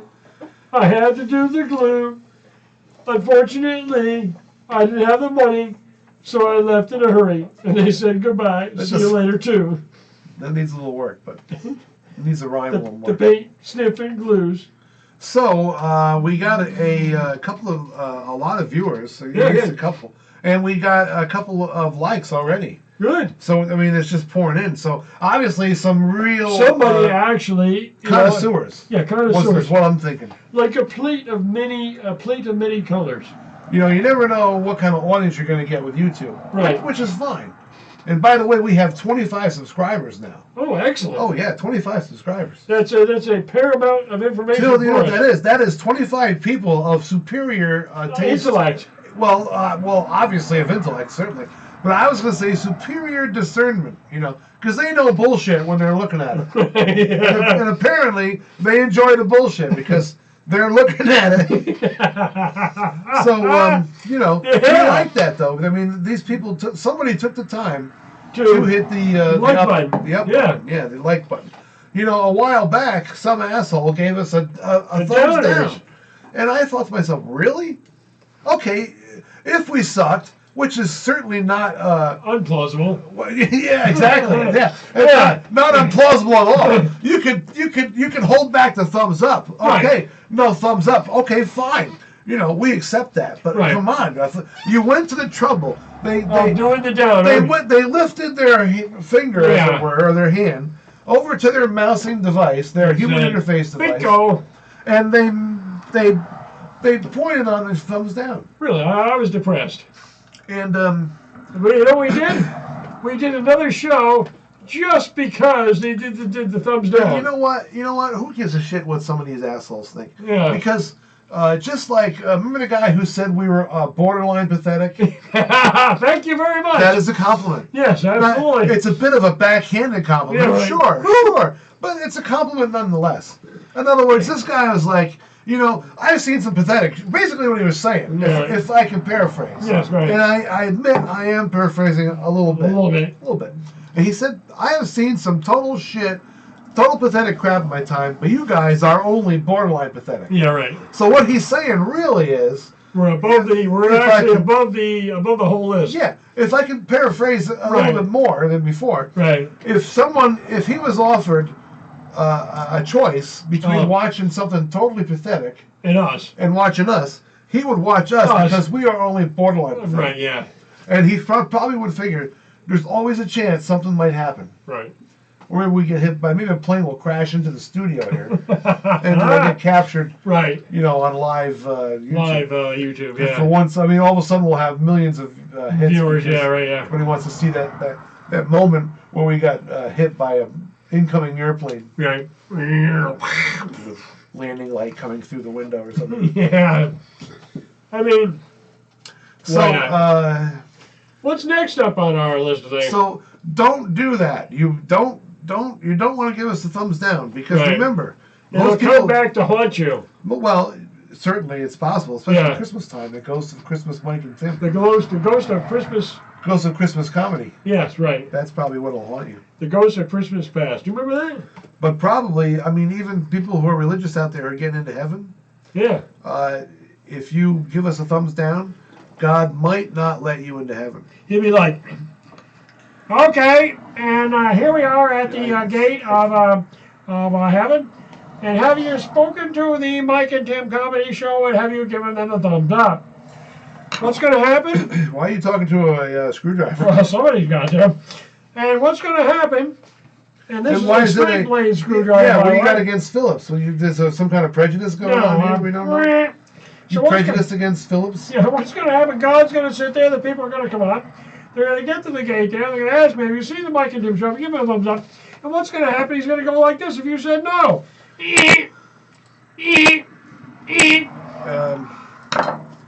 Yeah, I'd like to... Out of here. Oh. That's what's going to happen if you haven't seen the Mike and Tim show and give them a thumbs down. You're completely toast and ridiculed and out of the space realm. You know, that's exciting that you said that. Well, I agree with you. Tim, tonight's show has not only been Christmassy, but it's been inspiring. It's inspiring. Oh, by the way, speaking of inspiring... Right. Oh, that's the right word, but we'll go with that. We have a bit we recorded a while back. Oh, very good. Where somehow one of our aides, one of our interns, forgot to unmute the microphone. Oh, okay. So we recorded like an hour's worth of stuff almost, and none of it has any audio. It's got beautiful video though, pristine video. So I was thinking we might put it up, and I was thinking at first that we might call it comedy for deaf people. But I thought that might be a little rude because not all deaf people can read lips. Right. So I thought what might be good, really, and what it really would be good for, is you just call it lip reading practice. So if you're trying to learn to read lips for the holidays, you know, or you just want to see what people are saying from a distance, this is a good opportunity for you to try and read lips because. Even we don't really know what we said during these bits because they're gone. I mean, I forgot. I think some of them might have been funny. It's off the list. We don't know. We're not sure. Warning. Some of it might be a little... offensive. I was going to say... risque. Edgy. Yeah, risque is good. Risque. Edgy's a good word, too. Offensive is kind of like, doesn't leave a lot of wiggle room. We want to leave some wiggle room. So, offensive... I mean, risque... Or what's the other word? Risque or edgy. Edgy. You know, that sounds artistic and old-fashioned and traditional. Let's call it doesn't sound like... let's call it the Weinstein Edgy. That's up to date. Well, I guess we could call it that. Yeah, Weinstein Edgy. we could call it that. Or you could actually do music with it. With what? For My name is Weinstein. I'm going to jail for the next rest of my life. I'm going to have my balls chopped off, and that's the end of it. Ooh, that's a blues kind of thing you got going on there. Yeah, that's it's a B.B. King kind of thing. Blues for a pervert, right? Blues for a pervert. Actually, what about that other pervert who used to work? Well, I don't know if he say work. Who used to sponsor Subway? Jared, the pedophile. Jared, the man with the oversized situation. The kid toucher. Here's a guy. Yeah. Here's a guy who. That's sick. That's pretty sick. But here's a guy who spends like a year, apparently, so he says, right? Right. So he says, doing nothing but eating 2 subs a day. He has supposedly had like a cold cut kind of bit thing or something like that, and then he has himself a veggie sub. All right. Oh, and baked the chips, not regular potato chips, baked chips. I think he baked them one too many times. And so, however, actually really did it. Yeah, right. Yeah. You know, he did lose some weight. Whether you believe that he only ate those 2 things or that he didn't take anything else or whatever. Yeah, probably sneaking into McDonald's under cover of a mysterious look. That's up to you if you buy that particular. But how can you do that and blow that all away, all that fame and fortune, to be one of them? Because sick people remain sick people. Yeah. I mean, this guy had the sick. I mean, I don't know if he was a kid looker, a kid toucher before when he was a fat. Yeah, he might have been like previous. But probably he had less opportunities to do it then. But or now, maybe all this exposure to kids did something. Now, but it's really not our business to look into that. What I'm curious about is really, if you think about it, you should have seen something weird about this dude. Here's Subway, and some guy comes to you. Here, you got a business, right? You got some kind of business. And the guy comes to you and says, "Oh yeah, I lost all this weight by only eating your stuff for a whole year." And he shows you some pictures. Maybe I don't know, but maybe he's got records of his loss. Maybe he's got receipts. Yeah, he's probably like took in the receipts. He went to a health club. And he's got all the receipts of the money he spent at your establishment. So, I mean, Subway is not the worst fast food choice you can make, by no means. Not bad. You can order. Yeah, but really, is that the best way to lose weight? Think about it's certainly not the worst way to lose weight, if that's all it is. I mean, but come on. Yeah. I know a little bit about this because I'm overweight. He could have had an affliction or some sort of hot situation with a Campbell's Soup Company. I know a lot about this because I'm overweight. Actually, my wife has lost a lot of weight recently. Very good. I just recently seen a picture of her before and after. And she's not done yet. And I'm telling you, man, she's become. I mean, she's super hottie lately. I'm thinking I just snuck this in on live. Yeah. So Yeah. All right. I got a point in there. Yeah. It's a Christmas show. It's getting personal. That's right. Happy Merry Christmas, honey bun. Okay, so what were we talking about? Really? Jared, the man from the the pervert from Subway pervert. So what I was getting back to this. How does this realm into Christmas, by the way? So I'm getting to. You're working on it. Yeah, I'm getting. All right. So what I'm trying to figure, though, is how did Subway not realize that there was something strange about this dude? Yeah. I mean, sure, he sounds like a great marketing idea. But doesn't it sound a little too weird, a little too good to be true almost, a little too odd? Hi! Like, maybe this guy's got a fucking screw loose. Yeah. And you don't want him pushing your product. Every time he showed up at the old Subway, well, look at it this way. Did he go to the same place? Every single place for the same Subway for Probably years? mostly, because that's where he lived. And then after a while, they're like, "Hey, how you doing? You coming in for the usual?" Coming in for the usual. Somebody had to pull. They were talking in the background too. They were saying shit like, "Oh, here comes that nut again. Here comes this fucking nut. Did he tell you what he's doing? He's gonna spend a year eating nothing but our fucking shit that we sell, and he hopes to lose weight doing it." Yeah, he's a nutbag. Great job, buddy. Yeah, great nutbag, and welcome to the nutbag. Would you like to meet our manager? You Is it nutbag? Given his history that we now know, Yeah. is it not more likely that there was a really hot young girl working at the subway? Yeah. And that's why he was there all the time, Yeah. actually?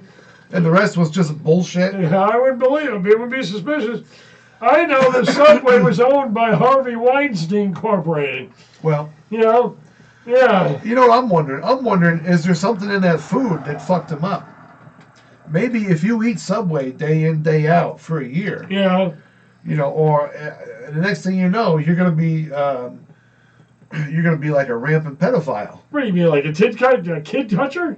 That's what I think I said. Yeah, kid toucher. Oh, stay away from Subway. Yeah, I mean, maybe once in a while is okay, but maybe not all the time. You know, It's bizarre. well, it's something to think about this holiday season here on the Mike and Tim Show. I would go over there. Over where? Subway. You Oh. never know. You might run into Jared. Well, I don't think he's like welcome. He's probably not affiliated anymore. No, they cut ties with him. Yeah. They're like, yeah, we don't even know who the hell this guy is. I got a little frog in my throat. His middle name is Harvey. See, before all this crap came out about all these jerk-offs in Hollywood, we had the guy from Subway. But he's probably related to the Harvey situation. His Harvey's probably his uncle. It's like all your heroes, you know? Yeah. I mean, there might be a few people out there who he was a hero to. Jerry Weinstein, Subway pervert. And on that note, Yeah. Well, I don't understand. You know, it's nice. The whole deal about Christmas and stuff, we really should be going out on a high note. Christmas is such a wonderful occasion for folks. It's a time when people come together. They go to friends' homes for meals and stuff like that. You know, it's a great time. And I just think that that's the way it should be. You know?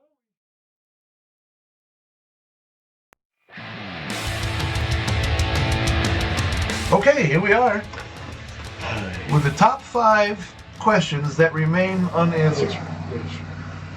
Okay? Number one is... No, we're starting with number 5. Oh, number 5, Now, yes. why did you think we were starting with number 1?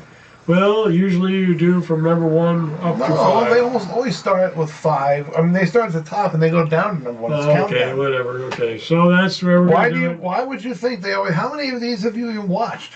None. None. So you're basing that on nothing. All right, so... It's much more efficient that way. Well, it certainly saves you time. What if we started in the middle and worked our way to the left and right? Oh, that's not a bad idea. Yeah. No, all right, no. I was stopping 5. Because I already thought, you know, that we would You start went through at the 5. prognation. I kind of, yeah, exactly, yes. The prognation. Whatever you just said. Yes. It's a new word I made up, prognation. So, number 5 is, with the top 5 questions that remain unanswered, number 5 is, why do people sniff glue to get high? I mean, we know why they do it, but why do they do it? And how? And all these other things, too. These frog lickers. You've heard about these frog lickers, Yes, I right? have. Yes, absolutely. Do you know there are people who know which frogs are the right frogs? And which ones are not deadly and which ones are just normal frogs. And they go and they lick the frog or toad. Right. Is it a cane toad? Is Yeah, that cane how you toad. refer- That is correct, yes. And then apparently they get some kind of What happens, they actually have what Reaction. they call a toad-in. toad in. Yeah. Several thousand people get together at a big field and they all bring a toad. Bring your own toad. Yeah, BYOT. Yeah, bring your own toad. And they all lick the toad and everybody gets higher in the sky. They let the toads go. The trouble with that is causes a major problem in the area for the farmers. The toads decimate the corn crops. So if your neighborhood is going to have like a toad in, Maybe they should rent a toad, you know, and then they Yeah. can return it when they're yeah, done. that with it. would be better. When you're done licking your toad, you can just return it. You return your toad after licking. I assume you might want to wash it first. You wash your toad, yeah. Don't bring back your toad without washing it. Yeah, That's kind of like remember Be Kind, Rewind. Well, there's got to be a slogan for this. Yeah, wash your toad before returning. Don't be a schmoed. Wash your toad. Big sign up there when you return the toad. Yeah, because there's going to be some replications about that. If you don't wash your toad when you bring it back to I mean, who knows? These kind of. I mean, anybody who's licking a toad, who knows what else they've been doing? Yeah. So you don't want to touch that. I mean, they could be licking their porcupine or something like that. There could be some porcupine lickers in there. Yeah, porcupine lickers. Imagine going to like a porcupine convention with 500 people. They're all licking a porcupine. It's dangerous no matter what the list because you get those things stuck in your tongue. So thanks for your input, Tim. Thank you. Yeah, that's the toad bulimia. So that is a good question, isn't it? Why do people sniff glue or paint or anything else for that matter? Well, I mean, what? Don't they have a good drug dealer nearby in the neighborhood? I mean, they could probably look it up on the internet. Go heroin dealer in my local community. Because if you ever see those bumper stickers, they say buy local. Yeah. If you go to a department store and you buy a can of spray paint, right? That's not buying local. No, that's buying from a national chain. I mean, to be truthful, if you're buying heroin, especially, or probably almost anything you might be buying, probably comes from another country. Heroin tends to come from a couple different countries. Yeah, but at least it benefits the local dealer. economy. Yeah, look you at want to support the local dealer. Yeah, look at it this way: the local dealer is taking that money, turning it back around, going to the store, buying groceries for his family, and therefore little baggies and scales. Exactly. What else does a heroin dealer need? Spoons. Oh, spoons. Okay. It could be like business cards, maybe. Yes. Cell phones. Right. Christmas cards. Maybe. So that's number 5. We're going to be. Let's see. Now, what is number 4, Tim? Do we know what number 4 is? Yes, we do. We do. Number 4 is. What happens when your holding tank is filled up with your parking at the parking lot at Walmart? The answer is. What happens when your holding tank is full and you're parked at the parking lot in Walmart? And the answer is? Just let it go. That is the answer? Yes. So number 4, and the questions remain unanswered, has now just been answered. Right. Just let it go. This particular segment was not sponsored by Walmart or any affiliation of Walmart. And number 3 of the questions that remain unanswered. Yeah. When will women decide what it is they want to wear? And why is this a problem? Or would we say, when will a woman decide what it is she wants to wear? Well, I'm not sure, honey. I got 14 different things. I got to make sure it looks good. Tim, you are a gentleman bachelor, and therefore ask the question, why is it a problem? If you were married, you would not ask the question, why is it a problem? I don't think it's a problem myself, you actually. don't understand that. I don't. You would be more astute in answering this particular question. The male population, since just after the Stone Age, just after the caveman times. Yeah. Because in the caveman times, this wasn't the case. But right after that, women have constantly been asking men, what they think of what they're wearing, and should they get this or that, and then would you buy this or that dress for me? Yeah. And then, I'm not going to wear that anymore. That was last spring. That's passe and Olsay and Whip Snow and Whip Snow and Weinstein. Holy shit! Passe, Whip Snow, Passe, Whip Snow, Weinstein, and Weinstein. Well, I knew he was going to come in there somewhere. Yeah, right. Yeah. What are we talking about? I don't know. When will a woman decide what to wear? It's kind of interesting to think about. This question, I predict, will remain unanswered for many millennia to come. I'm not sure when this will ever be answered. I remember when I was dating a friend of mine a while back. No, Tim, sorry, we don't want to hear any of this. Yeah, but I'll be right out. An hour and a half later. Okay, time to go. Then we're later than shit on the horse shit. You are a whiner. Somebody's got a whine. Fucking whiner. A whine. Tim, you are a misogynist. A misogynist. Yeah. What that sound? Okay, so here we go. Is it number 3? Yeah, it's number 3. Number 3. Why do people burp in the middle of their top 5 countdown? No, I'm just kidding. We know why. Because they're obviously probably a pig. Yeah. I'm not. I'm doing it for comedy purposes. I hope everybody. You think everybody understands that? Yes. You're probably saying, he probably never does that when he's like home alone or in company with the family and stuff. I don't know. I'm just guessing, but you might have your glasses on upside down. I'll be damned. Now, are you seeing everything upside down? Yes. Oh, good. Okay, so This is number 3? I don't remember anymore. I think it's number 3. Yeah. Number 3 is... Number 3 is, what is the mully grub? And... Who's got it? And... Is it catching? And... How do you get rid of it? And 4. It's an important question. The mully grub. Haven't you always heard about the mully grub? I have. You've probably, somebody will say, whoa, what's wrong with that guy? I probably got the mully grub. Yeah. Well, the implication was you probably would want to stay away from that gentleman. Oh, that absolutely. person, whoever. Is mully grub, is it catching?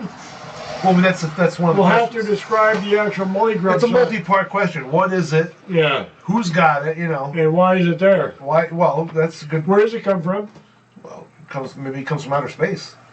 The mully grub. Is that something that you can catch from somebody else? I used to think maybe it might come from mulberry trees because it's called the mully grub. That's just a theory. Just a theory. Okay, so that's number 3. How was it? We really didn't dissect that very well. Well, there's not much to say. We just, it's one of those questions. What the hell is the mully grub? Really, could we delve into that a little bit further? No. Well, I think it's well worth talking about to find out whether you got it crawling up your ass or something. Well, you got mully grub. You got me there. I have to admit. If you got mully grub coming into your body, you got to find a way to get rid of it. You certainly don't want it crawling up your ass. That's for sure. No. Go into that or little, anywhere else, right? That little pee hole there. No, not in there either. Yeah, that mully grub, hanging on your balls there. Well, no. That's bad. That's fine with me. Okay, so now getting on to number 2. Number 2 of the top 5 questions that remain unanswered is, why is it bad to feel good? Yeah. I mean, who's responsible for this? What is the Catholic Church behind this shit? Or yeah, what? If you feel bad, you're much better. Therefore, you can be good. This whole thing of guilt over feeling good, has pervaded for centuries. Exactly. Who's responsible for it? You need to feel bad so you can feel good. The church has said, you're bad. Therefore, you go on Sunday, you come out of church and you feel good. Therefore, you're not bad anymore. Therefore, you're good. Then later on, you might be bad later. Then you go back on Sunday, and you can be good again. Okay. Yeah. So number 1, we got to move on to number 1 now. Number 1? We're in the home stretch here. This is exciting. You know that? We've gone through the top 5 reasons, or the top 5 questions that remain unanswered. And question number 1 is, where did all the assholes come from? It's amazing. It's literally pontificating. They're everywhere. Oh, is that what it is? Pontificating? It's pontificating. Everywhere you look, seemingly, there's a bunch of assholes. Now, how does that work? Well, they say, and by they, I mean the special group of people who monitor these things, they say that these assholes, what they do is they have a club. Assholes club. It's kind of a Twitter thing, really, more than anything else. Yeah. And they volunteer to show up at places and, be an asshole, basically. How do you do that? Well, they just show up at a party. Hi, the assholes are here. They stand up in church and start, making rude noises. Do they have a special call sign? Or they... like the Boy Scouts? They drop expired dog food cans in the Santa's collection thing, the helpers, bell ringing stuff. So you never know where you're going to see. Assholes are everywhere. They're always busy doing all different types of asshole type things. Oh, you mean like you go to the store, there's like some food collection for the homeless, so they go buy all the expired food and drop it into the donation box? I guess you could say that, yeah. Or that guy that cuts you off on when you're driving, or that guy that tosses his wife's dog out the car window because he's pissed at her. Those are all the good examples of assholes. Right. And the world, apparently, for some reason, is full of them. So, of course, the question is, where do they all come from? And then, of course, the next question would be, how do you get rid of them? Yeah, what do we do with them? How do we get rid of them? You know, how long are they here for? Are they planning on leaving anyways? In which case, if it's not too long, we might just wait. There might be some kind of holiday created about that. You know, June 17th, the day all the assholes left. Everybody's excited. Remember the old Dr. Pepper thing? Wouldn't you like to be a pepper too? I think the assholes have actually converted that to their song. Wouldn't you like to be an asshole too? Drink, asshole. Wouldn't you like to be an asshole too? It's pretty clever, but yeah. I forgot what I was going to say now. I don't know. I had something that was mildly funny. I thought. Mildly funny? Well, it was at least mildly funny. Let's put it that way. But one of the things I was going to say is, let's suppose all the assholes leave. One wonders what would the population of the Earth be then? How many people would actually go? You know, it might turn out to be that there's only 354 people on the planet because everybody else turned out to be an asshole one way or another. Don't you have to do something to become an asshole? Is there sort of initiation? Well, they probably tell little children there's no Santa Claus or something like that. Yeah. And then it goes on to bigger and better That's things. kind of like, it feels like a gang, you might have to shoot somebody. But to just become an asshole, you got to, disappoint a little child or... maybe you have to steal something from a big box store. Park very poorly and purposely block other people. That's how you start being an asshole. Right, yeah. Some people are very good at that. You rip off McDonald's. You might key other people's cars, just because their car looks better than yours, That's part of being an asshole. Or there's so many ways to be an asshole. It's really not up to us to make any kind of recommendation. People who are inclined to be an asshole will certainly find their own way of doing so. Well, there you have it. The top 5 questions that remain mostly unanswered. Although we may actually have answered some of them right here and now because, that's the kind of thing you get with the Mike and Tim show. You get the kind of quality production and commentary that other, show people are not. You will not find this anywhere else. I guarantee you that. Well, that's right. You're not going to see anybody else doing what we're doing. Because nobody else that's for sure. has the balls to make fun of themselves. That's right. And bring out controversial topics at the same time. Exactly. So, having said that, I should push this button over here. Wink. There it is.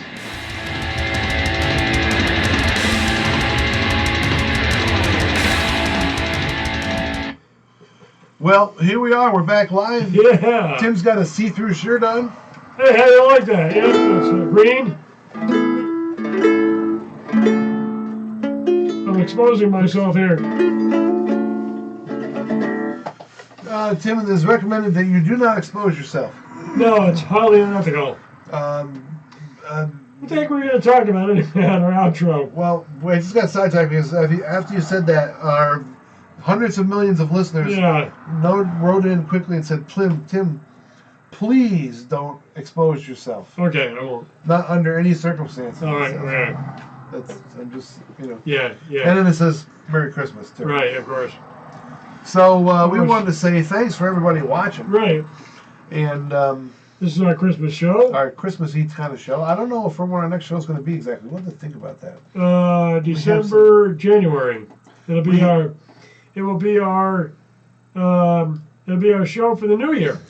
Well, we may have some special stuff in the works. Yeah. We're thinking about it. We'll be talking about that. Right. So, are you going to do a special song for the new year? No. For Christmas? No. My voice is... Mary had a little lamb? Nope. Her crotch was white as snow? No, I don't know why you're actually saying that. Because, and wherever Mary went, she did get lots of coke? So thanks for distracting me, and that's the way it goes. Well, what we got countries here? Where you might be interested to know that we are now heard and seen, I should say, in 109 countries. Oh, cool. All right. That's right. Yeah. I understand that the governments of some of those countries are actually trying to chase us out, but that's besides the point. Yes, we are not allowed in some of these countries due to... some sort of content, may I say? Oh, here's a new one. Latvia. Oh, good. All right. Romania we've had for a while. Botswana is fairly new. Bulgaria, fairly new. Vietnam we've had for a while. We're very big into Vietnam. Oh, yeah, we are. We are. Iceland. I hear it's cold there. Albania. Yeah. Jamaica, fairly new. Rwanda. Yeah. Ethiopia. Yeah, all right. They're watching us. Yeah. Madagascar. That's an island. When they're not dying of plague, they're watching the Mike and Tim show. Right. Big shout out to Madagascar. You know, hope you Madagascar. Stay healthy. Really good. Keep going. Congo. The Congo is new. Bahamas. Somalia. Right. Palestine. Hey. Belarus. Look at the bottom there. Liechtenstein. Well, we've had That's a small Liechtenstein place. for a while. Yeah, it is. Austria, Malta, Trinidad and Tobago. Tobago? Tobago. Sounds like cheese. No, it's they make the toboggans. That's where toboggans come from. It's funny because nobody can use them there on Tobago. Right. It's too warm. But they export them. It's an export business. And did I say? Did I say Armenia? Yes, you did. Okay. Malta. Isn't Malta? Isn't That was a British thing? Christmas sneeze. What? Isn't it like British thing? Malta? I don't know. Oh. Ooh. Merry Christmas. All right. Well, folks, there you have it. Perfect way to end our Christmas show is to have a sneezing fit. Right. What the hell, man? You got your cats in here with you? No, you got your own cats in here. I don't have no cats in here. All right. Wow. Hey. So thanks for watching. We do appreciate this. We've been doing this now. Let's tell our visitors how long we've actually been doing this. All right, why don't you do it? Well, we started what? When did we start? 2000? The old show we started in 2000. Then we took a break for a couple of years. We started it up a couple of years ago. It's freaking amazing. I'm dying here. Are you done? No. Here, stuff that screwdriver up your nose. Clean your nostrils out. All right, I think I will do that, but not on camera. Oh, no, that'd be bad. Merry Christmas, everybody.